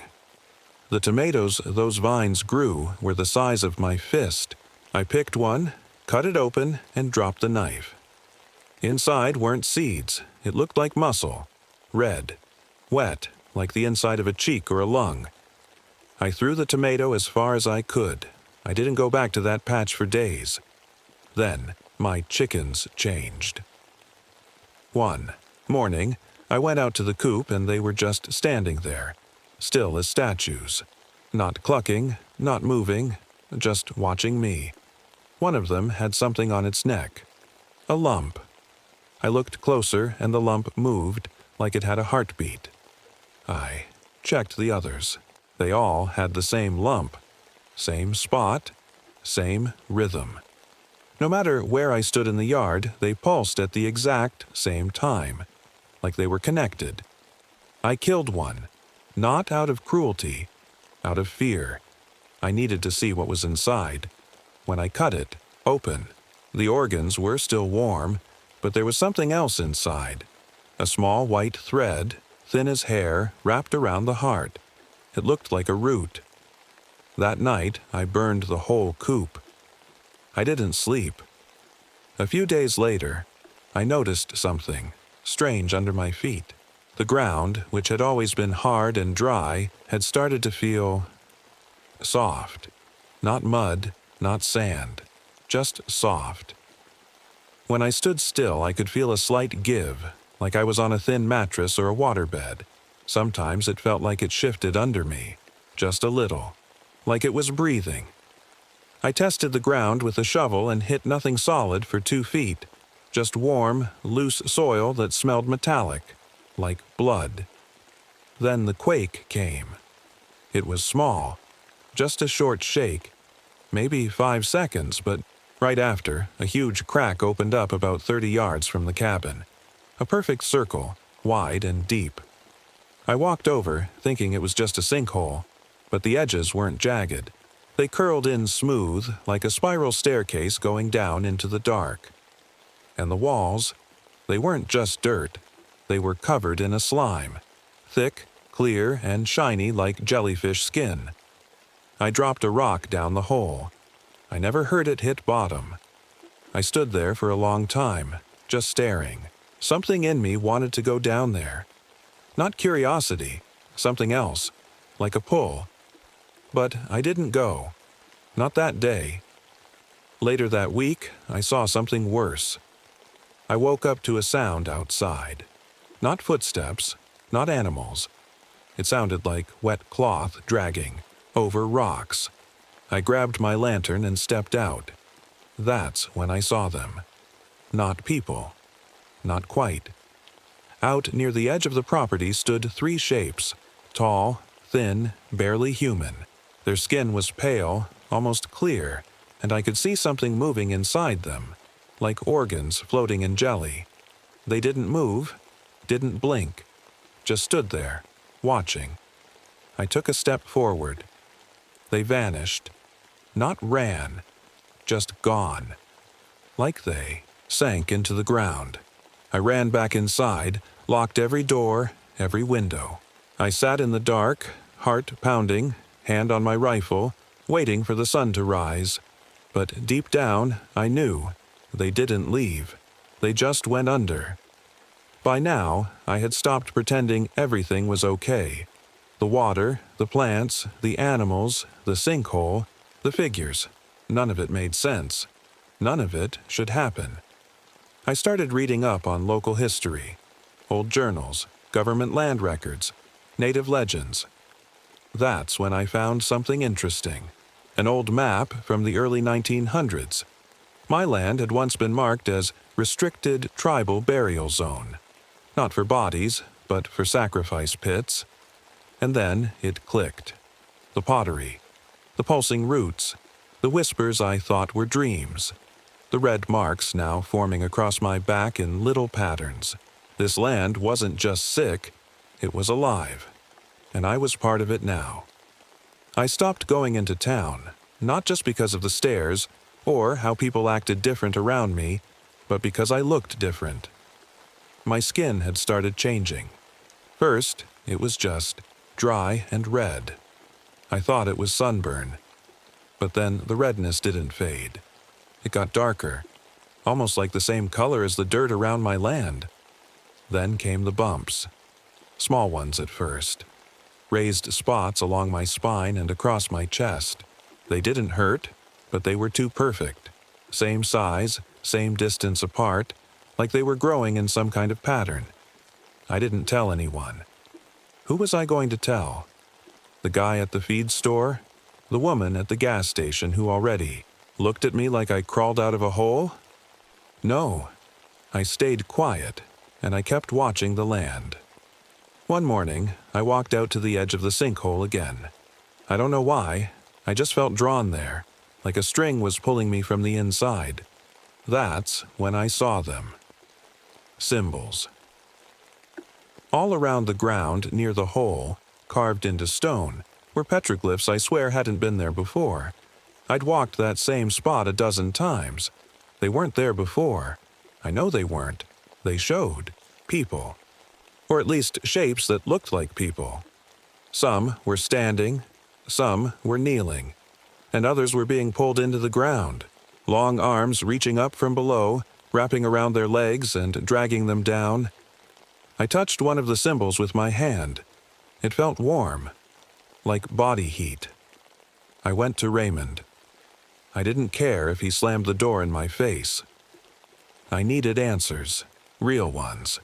When he saw me, his eyes went wide. Not from surprise, but from recognition, like he knew what was happening to me. He didn't speak at first, just motioned for me to come in. We sat at his kitchen table. No light except a single candle. "You stayed too long," he said. I didn't answer. He poured me a cup of tea. I didn't. Drink and finally looked me in the eye. "There's something under that land," he said. "Been there long before us. Before tribes. Before language." He told me the elders called it a breathing pore. Not a place, not a spirit. Something alive, something buried deep, sleeping, but still aware. Every few generations, it needs to feed. It opens its skin and pulls things in. Sometimes animals. Sometimes people. "Your land," he whispered. "It's one of its mouths." I asked him how he knew. He said his grandfather had been a guardian, one of many. Families who watched over the thin places, making sure no one stayed too long. They didn't protect people from the land. They protected the land from people. "But you," he said, "you went and woke it up." That night the dreams got worse. I wasn't sleeping in my bed. I was under it, buried in the dirt, curled up like a root. I could feel the ground pressing around me. Not crushing me, holding me, like I was part of it. I couldn't breathe, but I didn't need to. In the dream, I opened my mouth and soil poured in like water. And then I heard it. Whispers. Not one voice, 80 hundred. All speaking at once. Not in English, not in Navajo, but I understood them anyway. You were planted here. When I woke up, I coughed up dirt. Real dirt. Black, wet, and filled with tiny white threads. I don't even know how it got in my lungs. I grabbed a jar, filled it with the stuff, and drove 2 hours to a small university lab. I told them I was a farmer and found weird soil near my crops. The lab tech ran a few quick tests. He looked at me with a pale face and said, "Sir, this has biological material in it. Some of it's human." I asked if it could be animal. He shook his head. It's something else too. There's DNA here that doesn't match anything. Not plant, not human, not animal. I left without saying another word. Back at the homestead, the sinkhole had grown. What used to be 10 feet wide was now 20, maybe more. The spiral was deeper, and the smell, thick, sweet, and sick, like rotting fruit mixed with iron. I went inside and noticed something else. The red. Bumps on my back had split open, not bleeding, but blooming. Each bump had opened into a small, flower-shaped sore. In the middle of each one was a tiny white thread, like a root or a feeler, and they were moving, very slightly, in sync with each other, like they were breathing through my skin. I didn't scream, I didn't cry. I just sat down and listened. Outside, I could hear something beneath the ground. Not a growl, not a rumble, a heartbeat, and it was getting louder. The heartbeat didn't stop. It was slow at first, faint, like something deep under the dirt was waking up, stretching after a long sleep. I felt it through my boots, in the floorboards, even in my chest. Every few hours, it would thump once. Then again. Each time, just a little louder. I didn't leave the house much anymore. I kept the doors locked and the windows covered. I couldn't explain why. I just felt like something was watching, not from the trees, not from the sky, but from below. One morning, I heard a knock. I almost didn't answer, but it was Raymond. He looked tired, worn down, like he hadn't slept in days. Without a word, he handed me an old leather folder. Inside were photos, maps, and notes written in a shaking hand. The pictures showed aerial views of land just like mine. Desert spots in Arizona, Utah, Nevada. All of them had one thing in common: perfect spiral shapes, carved deep into the ground like sinkholes or craters, but too smooth, too exact.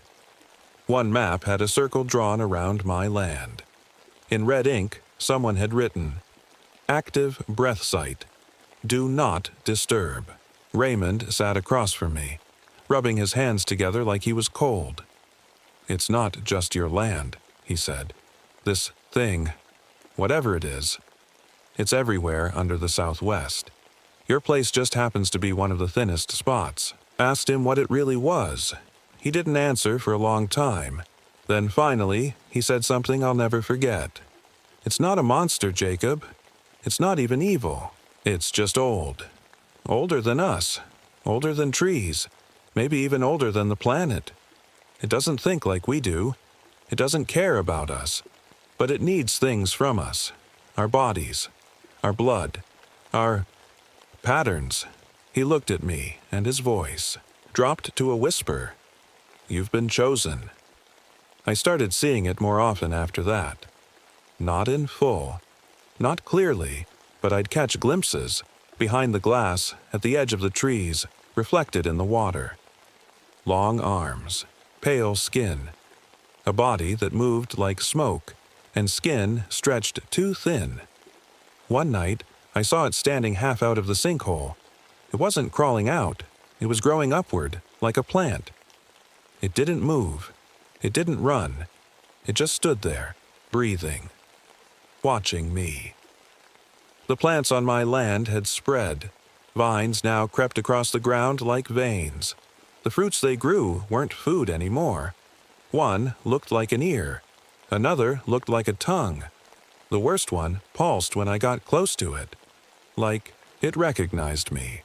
I burned it all, set the vines on fire, watched them curl and shriek like animals. The next morning, they were back, stronger, thicker. They had grown through the walls of my cabin overnight. That day, I dug deeper. I went back to the sinkhole with a rope tied around my waist, a flashlight in one hand and a knife in the other. I climbed down maybe 30 feet. The spiral walls were wet and sticky, and the deeper I went, the warmer it got. My shirt clung to me. I could barely breathe. Then I found it. A chamber, perfectly round, the size of a small room. Its walls weren't stone. They were something else. Soft, like skin, but also hard, like bone, like both at once. And in the walls, I saw faces. Not alive, but not bones either. Faces stretched just beneath the surface. Eyes closed, mouths open. Some were old. Some were recent. One of them looked like me. I screamed, dropped the flashlight. The light spun across the chamber, flashing across hands, feet, ribs, all pressed, into the walls. I climbed out so fast I scraped my arms and legs raw. I didn't look back. I just ran. That night, I didn't sleep. I started hearing whispers again, clearer this time. They were in Navajo, Latin, Greek, and English. All at once, they all said the same thing. You were grown here. Then the military showed up. 2 black trucks. 4 men in clean uniforms. One of them had papers. He said they were with a geological research division. I didn't believe them. They walked my land, took samples, scanned the ground.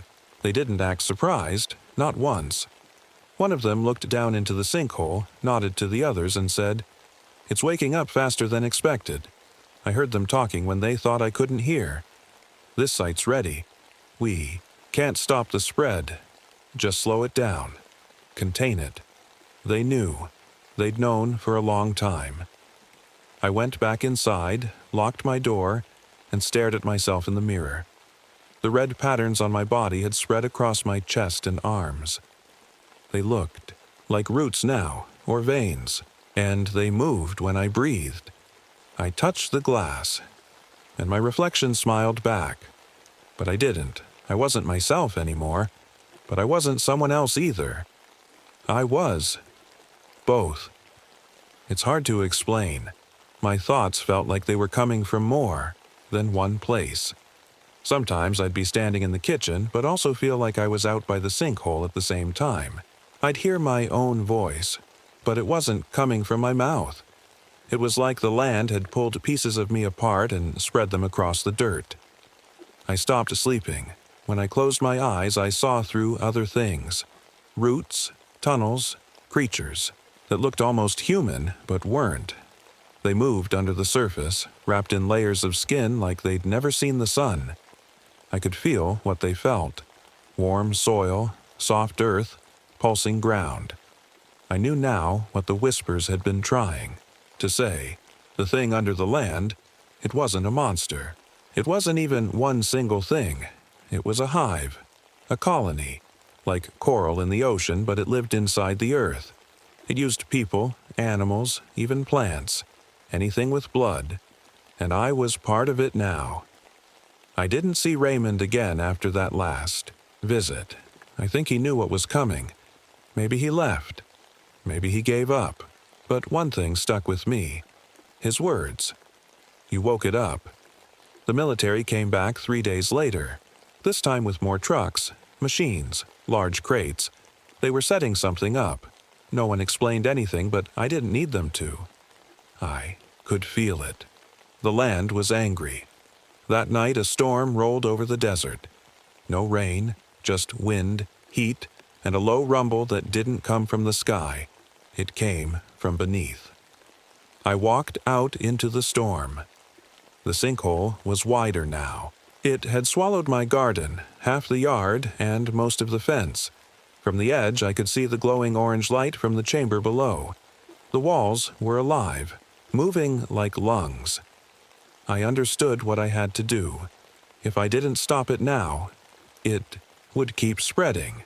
It had already sent pieces of itself out through the soil samples, the plants, the animals, even the air. Spores. Spores that carried its voice, its mind, maybe even parts of me. I had explosives. A few old boxes I kept from before. I packed them into the back of my truck months ago, just in case. I guess deep down, I knew this might happen. I placed them around the edge of the spiral, where the skin was thinnest. The creatures were watching. I saw them at the tree line, in the dust, behind the rocks. They didn't move, they didn't try to stop me, because in a way, I was one of them now. I lit the fuse and walked to the center of the spiral. I looked up at the stars, just once more. The sky was so wide, so still. And then I looked down, into the breathing hole that had swallowed my life. "I'm sorry," I whispered. The explosion shook the ground like thunder. The whole hillside collapsed inward, swallowing the chamber, the creatures, and everything around it. Fire and dirt flew up like a volcano, then silence. Real silence. The kind you only hear when something ends. They never found my body. I know because I can still see them searching. Weeks later, men in suits came with scanners and hazmat suits. They tested the soil, they sealed the area. But it didn't matter, because I wasn't there anymore. You might think I died that night, but I didn't. Not exactly. My body broke. That's true. But my mind, it spread. Across the ground, into the roots, into the dark veins that run under the land like buried wires. Sometimes I wake up in places I've never been, inside labs, inside forests, inside small homes where people water plants that shouldn't be growing. The hive isn't gone. It never was. It's just quieter now. Patient. I sent pieces of myself to labs across the country. Just little samples. Soil, seeds, spores, nothing big, and now I'm waiting. We're waiting. Because every time someone opens a sealed jar, every time someone plants a strange seed that grows too fast, every time someone drinks water that tastes just a little off, we get closer, and when the earth breathes again, you'll feel it too. I didn't plan to disappear. I just wanted to take some pictures. That's all. People always talk about getting away from everything. Noise, phones, people. But I really did it. I packed up my camera gear, left the city, and moved into an old cabin deep in the Pacific Northwest forest. No neighbors, no roads, just trees, wind, and the sound of my own footsteps. I came here to photograph animals, endangered ones. I was chasing this rare spotted owl that only shows up in certain parts of the forest once every few years. But that bird was just the start. I didn't know what I was walking into. And now, I don't think I'll ever leave. The first few days were peaceful. Cold air, quiet nights, the smell of wet pine and soil. I set up motion cameras near trails, placed small recorders for capturing animal sounds, and explored deeper every morning. That's when the forest started acting strange. Saw trees growing in perfect spirals, different types twisted together like they were hugging or choking each other. Some trees had thick roots that bent in sharp right angles, not natural curves. It was like someone planned them, drew them on graph paper. I took photos, tons of them. But when I looked at the pictures later, I noticed something that made my stomach twist. There were figures, not people exactly, just blurry shapes standing far off in the corners. Too tall, too thin, almost like shadows pretending to be human. But I swear, they weren't there when I clicked the shutter. I told myself it was nothing. Dust on the lens. Tricks of the light. Then I met Eleanor. She was a forest ranger who checked in every few weeks. Kind face, but always tense. When I showed her one of the photos, she went pale. "You're near the hollow spots," she said. "What does that mean?" "There are places in these woods where your compass won't work. Birds don't sing there. People get lost without moving. You feel like you're being watched, and usually you are." I laughed, thinking she was trying to scare me. But she wasn't smiling. "Don't go deeper. Stay close to your cabin. If you hear something calling you, ignore it." That night I heard whispers. Not loud, just soft voices, like someone talking through a fan. I stepped outside, but there was no wind, no one around. Just trees standing still. The next morning, I hiked out to check my motion cameras. One of them was missing. The others had been turned. Not knocked over, but carefully turned around to face the wrong way. Like someone, or something, didn't want to be watched. Then I found the bones, laid out on a mossy patch. Clean bones from rabbits, squirrels, even a deer skull. All arranged in a shape I didn't understand. Circles inside triangles, branches pointing outward. Not random, deliberate, like it meant something. I wanted to leave. I packed my bag, grabbed my maps, and turned on my GPS. But it didn't work. Neither did my compass. That's when I realized I wasn't lost. The forest just didn't want me to go. I didn't sleep that night, not even for a second. I kept hearing soft knocking sounds on the walls of the cabin, sometimes on the roof, sometimes on the windows. Not loud, just steady, like someone tapping with one finger. Every time I grabbed my flashlight and went outside, there was nothing. Just the cold, just the dark. The next morning, I felt off. Not sick, but not right either. My head was foggy, like I hadn't really woken up. I tried boiling water for coffee, but the firewood was damp, even though I kept it inside. Everything felt a little off. Still, I had to check my gear. My batteries were dead, even the new ones I had brought, in unopened. But my old film camera, the one with no electronics, still worked. So I used that. As I walked, I noticed something strange. The trails I used every day were gone. I mean, completely gone. No footprints, no broken twigs, no marks at all. Like the forest had erased them overnight. Then I found something I couldn't explain. A patch of mushrooms growing in a perfect square. Not a circle. A square. All the same height, the same spacing. And around it, tiny bones, twigs, even snail shells placed neatly at the corners. I don't know why, but looking at it made my skin crawl. I didn't touch it. I didn't even take a picture. Later that afternoon, I wandered further than I should have. I didn't mean to. It felt like I blinked and I was somewhere else. The trees were thicker here, darker, and the air was heavier, like it didn't want to move. That's when I saw it. A tree. But not just any tree. It had the carvings all over it. Faces, long and stretched, mixed with animal parts. Antlers, beaks, sharp teeth. The wood had grown around the carvings like it tried to swallow them up. Some parts were smooth and shiny, like the bark had become skin. When I touched it, it felt warm.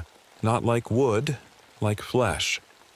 I backed away quickly and almost tripped over something buried in the ground. It looked like an old wooden totem, half swallowed by roots. The carvings were old, really old, and they matched what I saw on the tree. Human shapes mixed with animals. Long arms, bent legs, hollow eyes. Back at the cabin, I tried to tell myself I was overthinking it. Maybe these were just old tribal carvings. Maybe I'd wandered into some ancient site. That's when I decided to talk to someone who might know more. I visited a small town about an hour's drive away. At the local museum, I met a man named William Redfeather. He was older, quiet, and knew a lot about the history of the land. When I showed him the carvings in one of my pictures, he stared at it for a long time before speaking. "This place," he said slowly, "is known to some as the forest that hunts." Ihini didn't smile. He didn't laugh. "It's not evil," he continued, "but it is alive. It watches. It waits. It doesn't forget." I asked him what that meant. He looked me in the eye and said, "Some say the forest has a soul, a memory, and if you stay too long, it remembers you, and you stop being you." On the way home, I felt like I was being followed. No footsteps, no sounds, just a feeling. Something behind me, always just out of sight. That night, the whispering came back. Not just once, all night. It sounded like it was inside the walls, speaking in a language I didn't understand.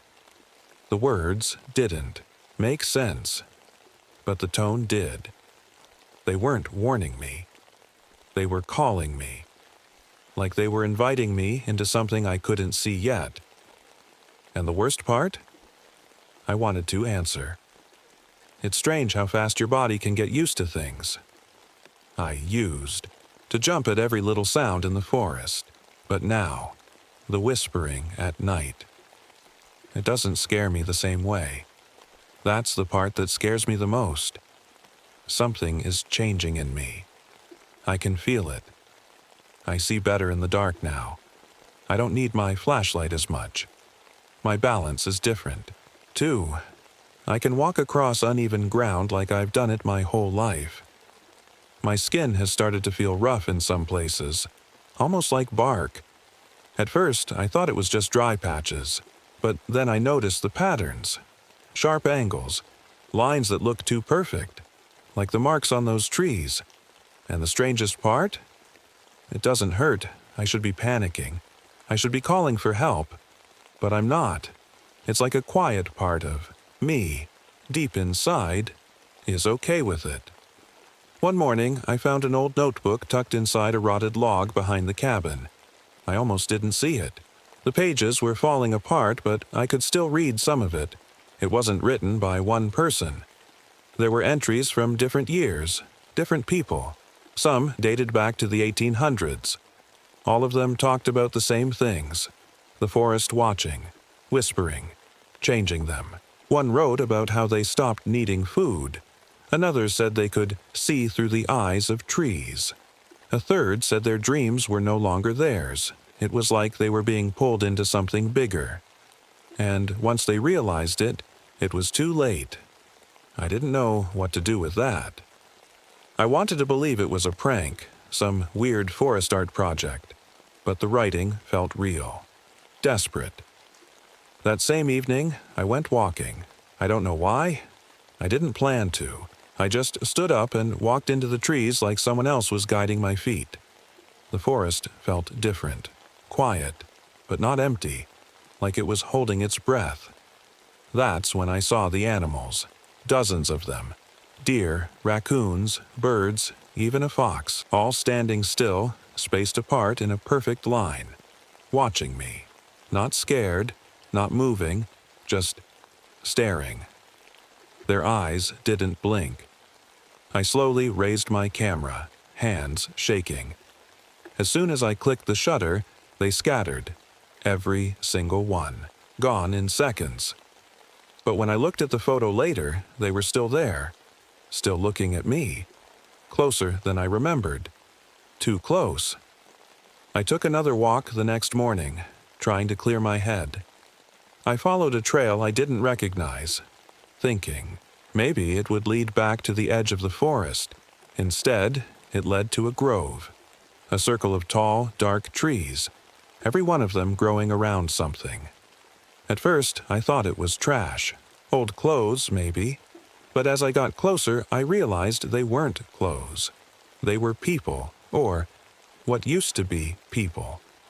Bodies half sunken into the trunks, arms stretched out like roots, eyes open, still wet, faces calm, peaceful, like they were sleeping inside the trees, and their skin, like mine, was marked with those same sharp lines, almost glowing in the low light.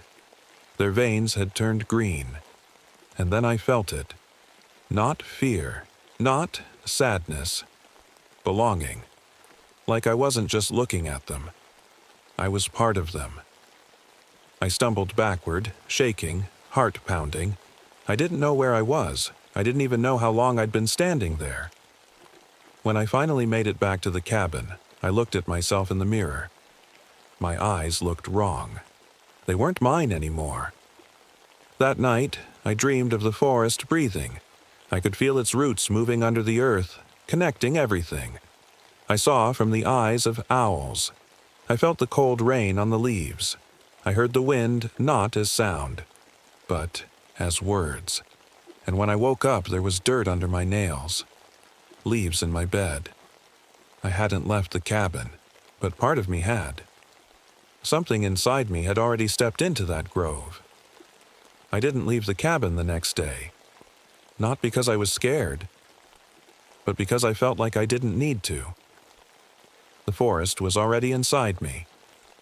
I could feel it moving, not just around me, but through me. The whispering had changed. It was clearer now, closer, like it wasn't outside the cabin anymore, like it was in my chest, right behind my ribs. That afternoon, I sat on the porch with my old film camera. I stared out at the trees and waited. I don't know for what, just something. And it came. I didn't see it at first, just shadows moving between the trees. But when it stepped into view, I felt it before I saw it. The Strider. It was tall, way taller than any man I've ever seen. But it didn't look human.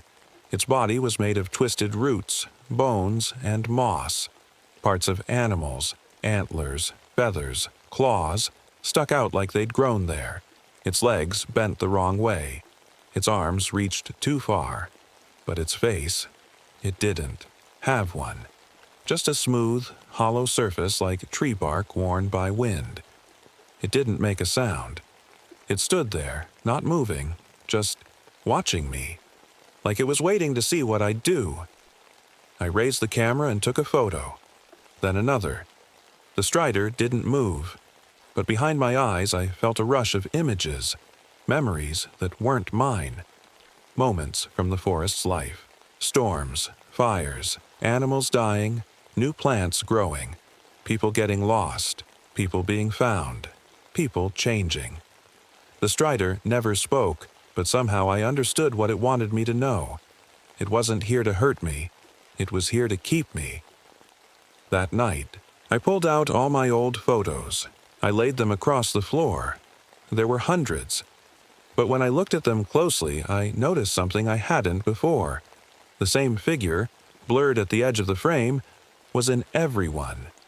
Every photo. Always getting a little closer. A little clearer. It had been watching me from the beginning. And then something strange happened. When I stacked certain photos on top of each other, the shapes lined up. Not by accident.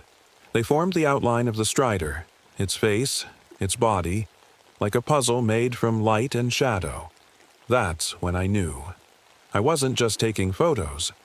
I was being shown something. The forest had let me come here. It had guided me, slowly, step by step. It had made sure I stayed. And now, it was ready to let me in. My dreams became more intense. I saw things from above the trees, from underground, from inside the roots. I wasn't me anymore. I was everything. One night, I woke up outside. No clothes, no flashlight, no camera. But I could see in the dark like it was daytime. I could feel every tree, every rock, every animal nearby. I wasn't scared. I was calm. I walked barefoot over sharp stones and broken branches, and didn't feel pain. The strider was waiting at the edge of the grove. It stepped aside, and I walked past it. Not forced, not pulled. I just knew it was time. Inside the grove, I saw them again. The people in the trees. But now I could hear them. Not speaking, but singing, like a choir of wind and leaves. Their thoughts were soft, peaceful, and full of warmth. They weren't trapped. They had become part of something bigger. That's when I felt it. Roots reaching for me. Not grabbing, welcoming, wrapping around my legs, my spine, my arms, and I let them. It didn't hurt. It felt like going home, and I understood something. The strider wasn't a monster. It was the forest's body, a piece that could move and protect. A guard dog for something ancient, something alive, and I was becoming part of it too. Not dying. Changing. It's hard to explain what I am now. I still look like me, mostly. I still have skin, eyes, a voice. I can move, talk, smile. But something inside has changed forever. The forest is in me, and I am in it. After the night in the grove, I woke up in my bed. Everything seemed normal. The light coming through the window, my boots by the door, my gear on the shelf. But I knew something had shifted. I could hear things I shouldn't be able to hear. The roots under the ground, the way the moss breathes, the slow heartbeat of the trees. I wasn't afraid anymore. That morning, I walked down the mountain road and met with a small group from a logging company. I knew they were coming. The forest told me. They wanted to mark trees, cut deep, bring in machines. I smiled, spoke calmly. I showed them my photos of strange tree growth, odd patterns, the carvings. I told them this land was unstable, dangerous. I showed them a fake letter from the Forest Service, told them it was protected. I watched their faces change. I watched doubt take over. They packed up and left. The forest was safe. For now. That night I sat by the cabin window, listening. The forest was pleased. I felt it in my chest. But something was happening that I didn't expect. It was growing. The boundary. The edge where the forest's awareness stopped. It had moved. Trees I never remembered were suddenly there. My maps didn't match anymore. Old trails disappeared overnight. Paths curved in new ways. It was spreading, and it was using me to help it. I started mailing out old rolls of film, photographs that weren't normal anymore. They changed on their own. Some showed symbols in the leaves. Others had the strider in the background. If you stared too long, they made your head hurt, or your thoughts drift. I sent them to scientists, hikers, artists, people who might notice, people who might return. It's not evil. I know that now. The forest doesn't want to destroy anything. It wants to grow, to connect, to survive in a world that's trying to kill everything natural. It doesn't take you by force. It waits. It watches. And when you're ready, it welcomes you in. I still go into town sometimes. No one notices the changes. My eyes look a little brighter, my skin rougher in places. I move quieter than most, but I smile. I talk. I fit in just enough. People trust me. That's all the forest needs. Sometimes I walk the trails, just like before. I meet hikers, campers, lost wanderers. I talk to them. I lead them deeper, gently. I never force anyone. Some leave, some don't. The strider walks beside me now, though no one else can see it. It follows silently, like a shadow, watching, waiting. One day, I'll stop walking. My body will slow down. The forest will take the rest of me. I'll sleep inside the roots like the others. My thoughts will live on in the trees, in the wind, in the moss, but not yet. For now, I serve, I guide, I protect the grove, and when someone steps too far off the trail, when they ignore the signs, when they feel like they're being watched, they are, by me. I swear I saw the water blink at me. It was just a flash, a shimmer. Like the water had an eye and it closed the second I looked. I stood still for a while waiting to see if it would happen again.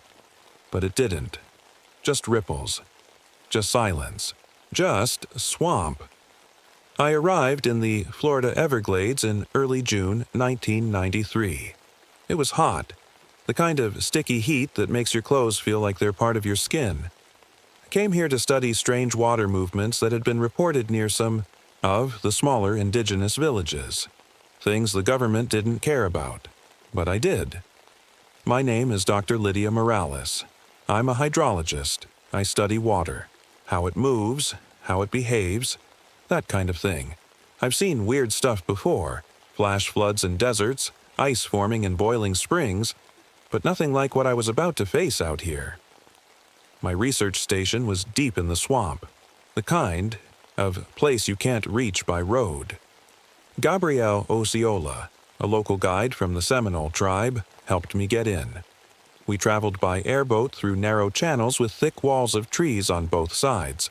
No signs, no sounds, just water and bugs.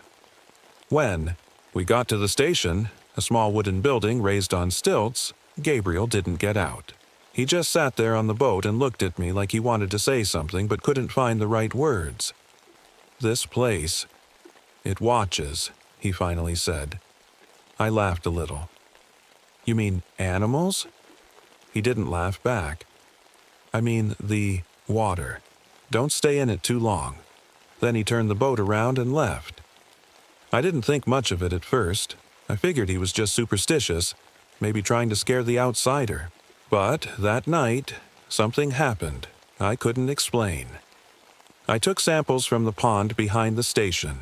Simple water collection. I do it all the time. I sealed the samples in containers and left them on the table inside. But when I woke up, the next morning, one of the jars was floating, just floating in the middle of the room, 3 feet above the ground. No strings, no tricks, just there. I dropped my coffee. I ran over and touched it.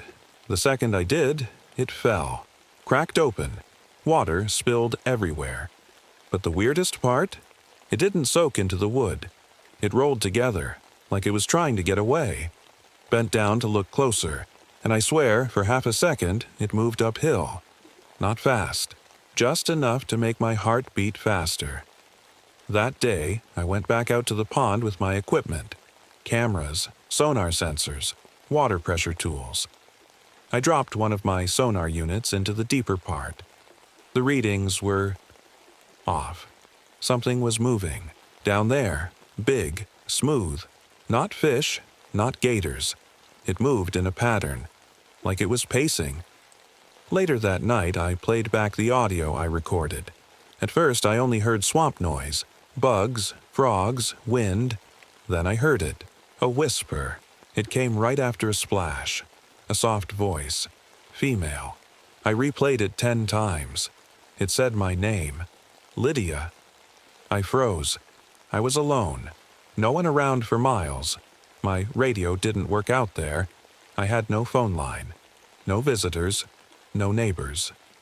And yet someone or something knew my name. I didn't sleep that night. I sat by the window, watching the still pond water, waiting for something to rise out of it.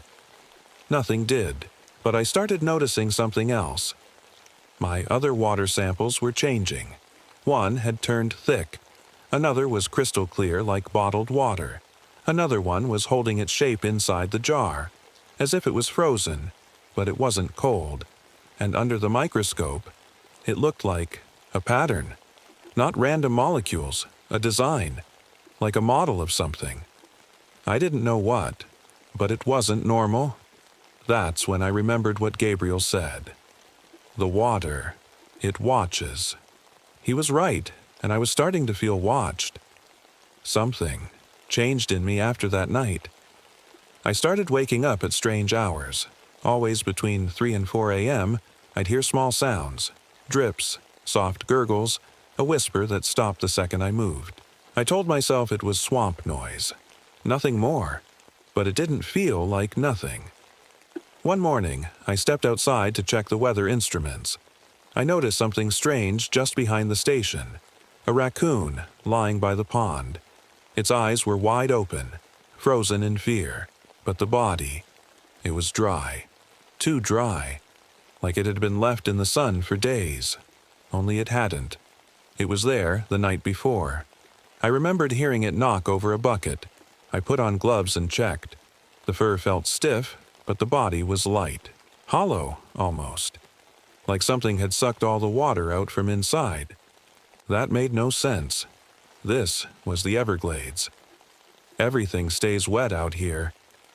I went back inside, sat down, and tried to calm myself. I looked at the camera footage from the night, and there it was. The raccoon had walked near the pond, sniffed the edge, drank a little. Then it froze, didn't move again, and for about 10 seconds I saw something rise behind it. A shape in the water, tall, thin, like a person made of liquid. The shape moved close, and then vanished. The raccoon fell over. That was it. I didn't tell anyone. Who would believe me? Instead, I dug into my samples again. I checked the ones I collected from the deeper parts of the pond. One of them had changed color, a strange shade of blue. When I shook it gently, it didn't slosh like normal water. It pulled away from the glass like it didn't want to be touched. I placed it under the microscope. What I saw made me sit back. Inside were tiny shapes, not bacteria, not algae. These were different. They moved in patterns, circles, lines, back, and forth, almost like they were building something, like a message. I didn't know what it meant, but it didn't feel random. That night, I stayed up. I placed motion sensors around the pond, set cameras, left the lights off. Around midnight, I heard a soft splash. I didn't move, just watched the monitor. The pond water was rising, just a little, but it wasn't spilling over. It lifted straight up, a small column maybe a foot high. Then it bent, yes, bent, toward the shore, toward one of my water containers. It touched the container, and the container rolled into the pond by itself. I froze. My throat felt tight. I went outside slowly with a flashlight. Everything was still again. Water calm. Container gone. The air was thick, and the only sound I could hear was my own heartbeat. When I came back inside, the glass table had drops of water on it, in perfect lines, like fingerprints or symbols. I wiped them away. The next day, I noticed something even stranger. The water I kept for drinking had moved. I always filled 3 bottles. 1 I drank from. 2 I kept sealed. Now, the sealed ones were almost empty, and the one I drank from was full. It didn't make sense. No leaks, no swaps, just wrong. I started to feel watched all the time, not like a person staring at you. It was different, quieter, like something just knew I was there, that I was thinking, breathing, wondering. One evening, I found my metal probes, 5 of them, laid out on the dock in a perfect star shape. I had left them buried in the marsh 2 miles away. I didn't even feel scared anymore, just numb. I sat on the edge of the dock and looked out. The pond was still, too still. And then I heard something behind me. A whisper, but it wasn't a voice I recognized. It was mine. The whisper said, "Don't go." I turned around fast. Nothing, just trees. Then I looked down. A single drop of water rolled across the wood. Against the slope. Uphill. It started with my hands. After washing up one evening, I noticed something strange in the mirror. The skin between. My fingers looked stretched, almost webbed. I blinked, rubbed my eyes, and looked again. Gone. Everything looked normal. I figured I was just tired. Maybe I needed more sleep. But that night, my dreams were different. I wasn't me. I was in the water, but I could breathe. I moved through the dark like it was nothing. I saw things, shapes moving around me. Some were animals. Some were not. One of them looked like me, or like a version of me, floating in silence, staring back. When I woke up, I had a cut on my leg. Not deep, but fresh. The odd part, it was already healing. No blood, just closed, clean skin. I checked my microscope, again. The water sample from the pond had changed again. Now it wasn't just movement. It was forming patterns I recognized. Molecular structures, DNA strands. Some matched human DNA, some didn't. One structure looked almost exactly like the rare blood condition I've had since birth. That's when it hit me. The water was learning. Learning from me. Later that day, I tried to send a message out, just a quick radio check-in like I'd done 100 times before, but the radio wouldn't respond. The screen blinked and started playing something else, my own voice. A recording of me reading my field notes from 3 nights ago. Word for word. Even the parts I never said out loud. I shut it off and backed away. How was that even possible? That night, Gabriel came back. I didn't call him. He just showed up. No warning. He stepped out of the boat slowly, eyes scanning the trees like something might be watching. "You've been touched," he said quietly. I didn't know what to say. He sat down with me on the dock and looked out over the pond. "My grandfather talked about this," he said. "Said there's something in the water, something old. It doesn't live like we do. It spreads, it watches, it picks people." "Picks people for what?" I asked. Gabriel hesitated. "To become part of it." I laughed, but it sounded wrong, coming out of my mouth. "I'm serious," he said. "Our family carries something from it. My hands." He held them up. His fingers were slightly webbed. I hadn't noticed before. "We're not like everyone else." I looked down at my own hands. The webbing was back. Clear as day. Gabriel nodded. "You're changing." I stood up. "That's not possible." But even as I said it, I could feel it. My skin felt different when the breeze touched it.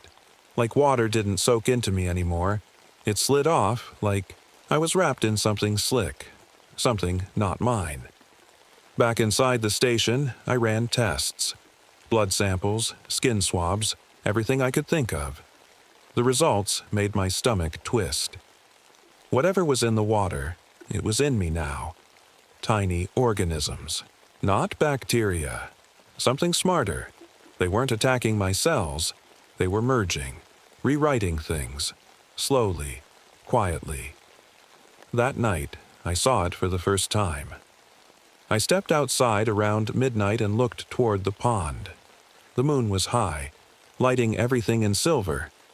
And there it was, a figure standing in the water. No face, no features, just a tall, smooth shape like it had been carved out of glass or flowing water. It tilted its head. I took a step back. It raised an arm, slow, graceful, and pointed at me. Not a threat, just a call. Then it sank into the pond without a sound. I stayed frozen for a long time. I couldn't move, couldn't even breathe right. When I finally turned to go back inside, my reflection in the glass door made me stop. My skin shimmered, just a little, like water catching the light. And for the first time, I wasn't scared. I was curious. The next few days felt like a blur. I didn't eat much. I didn't sleep right. Most of the time, I just sat by the pond, staring at the water. It was always still now. Almost too still, like it was waiting for something. Or someone. My skin itched all the time, but not like a rash.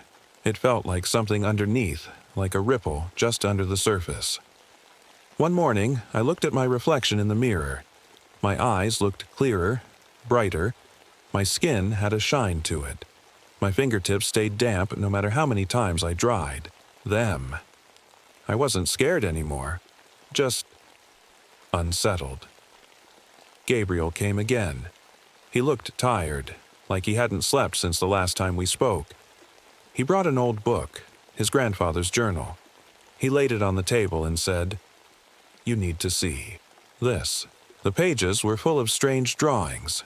Figures made of water, faces half-formed, symbols I didn't understand, and written notes, stories passed down through his family. "It's not a monster," he said quietly. "It's something older, a watcher, a builder." I flipped through the pages. There was one that stopped me cold. A woman standing in water, her body half changed.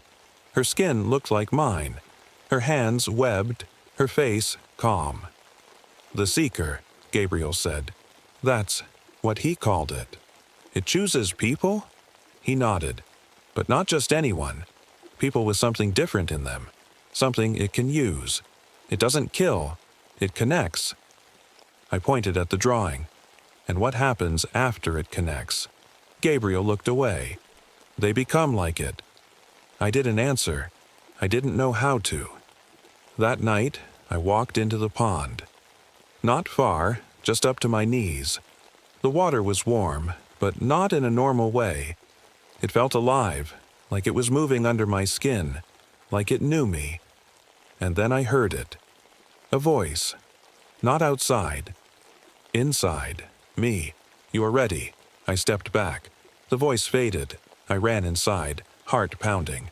I checked my blood again. The microscope showed something new. Threads, like nerves, but glowing. Alive. Not mine. And they were growing.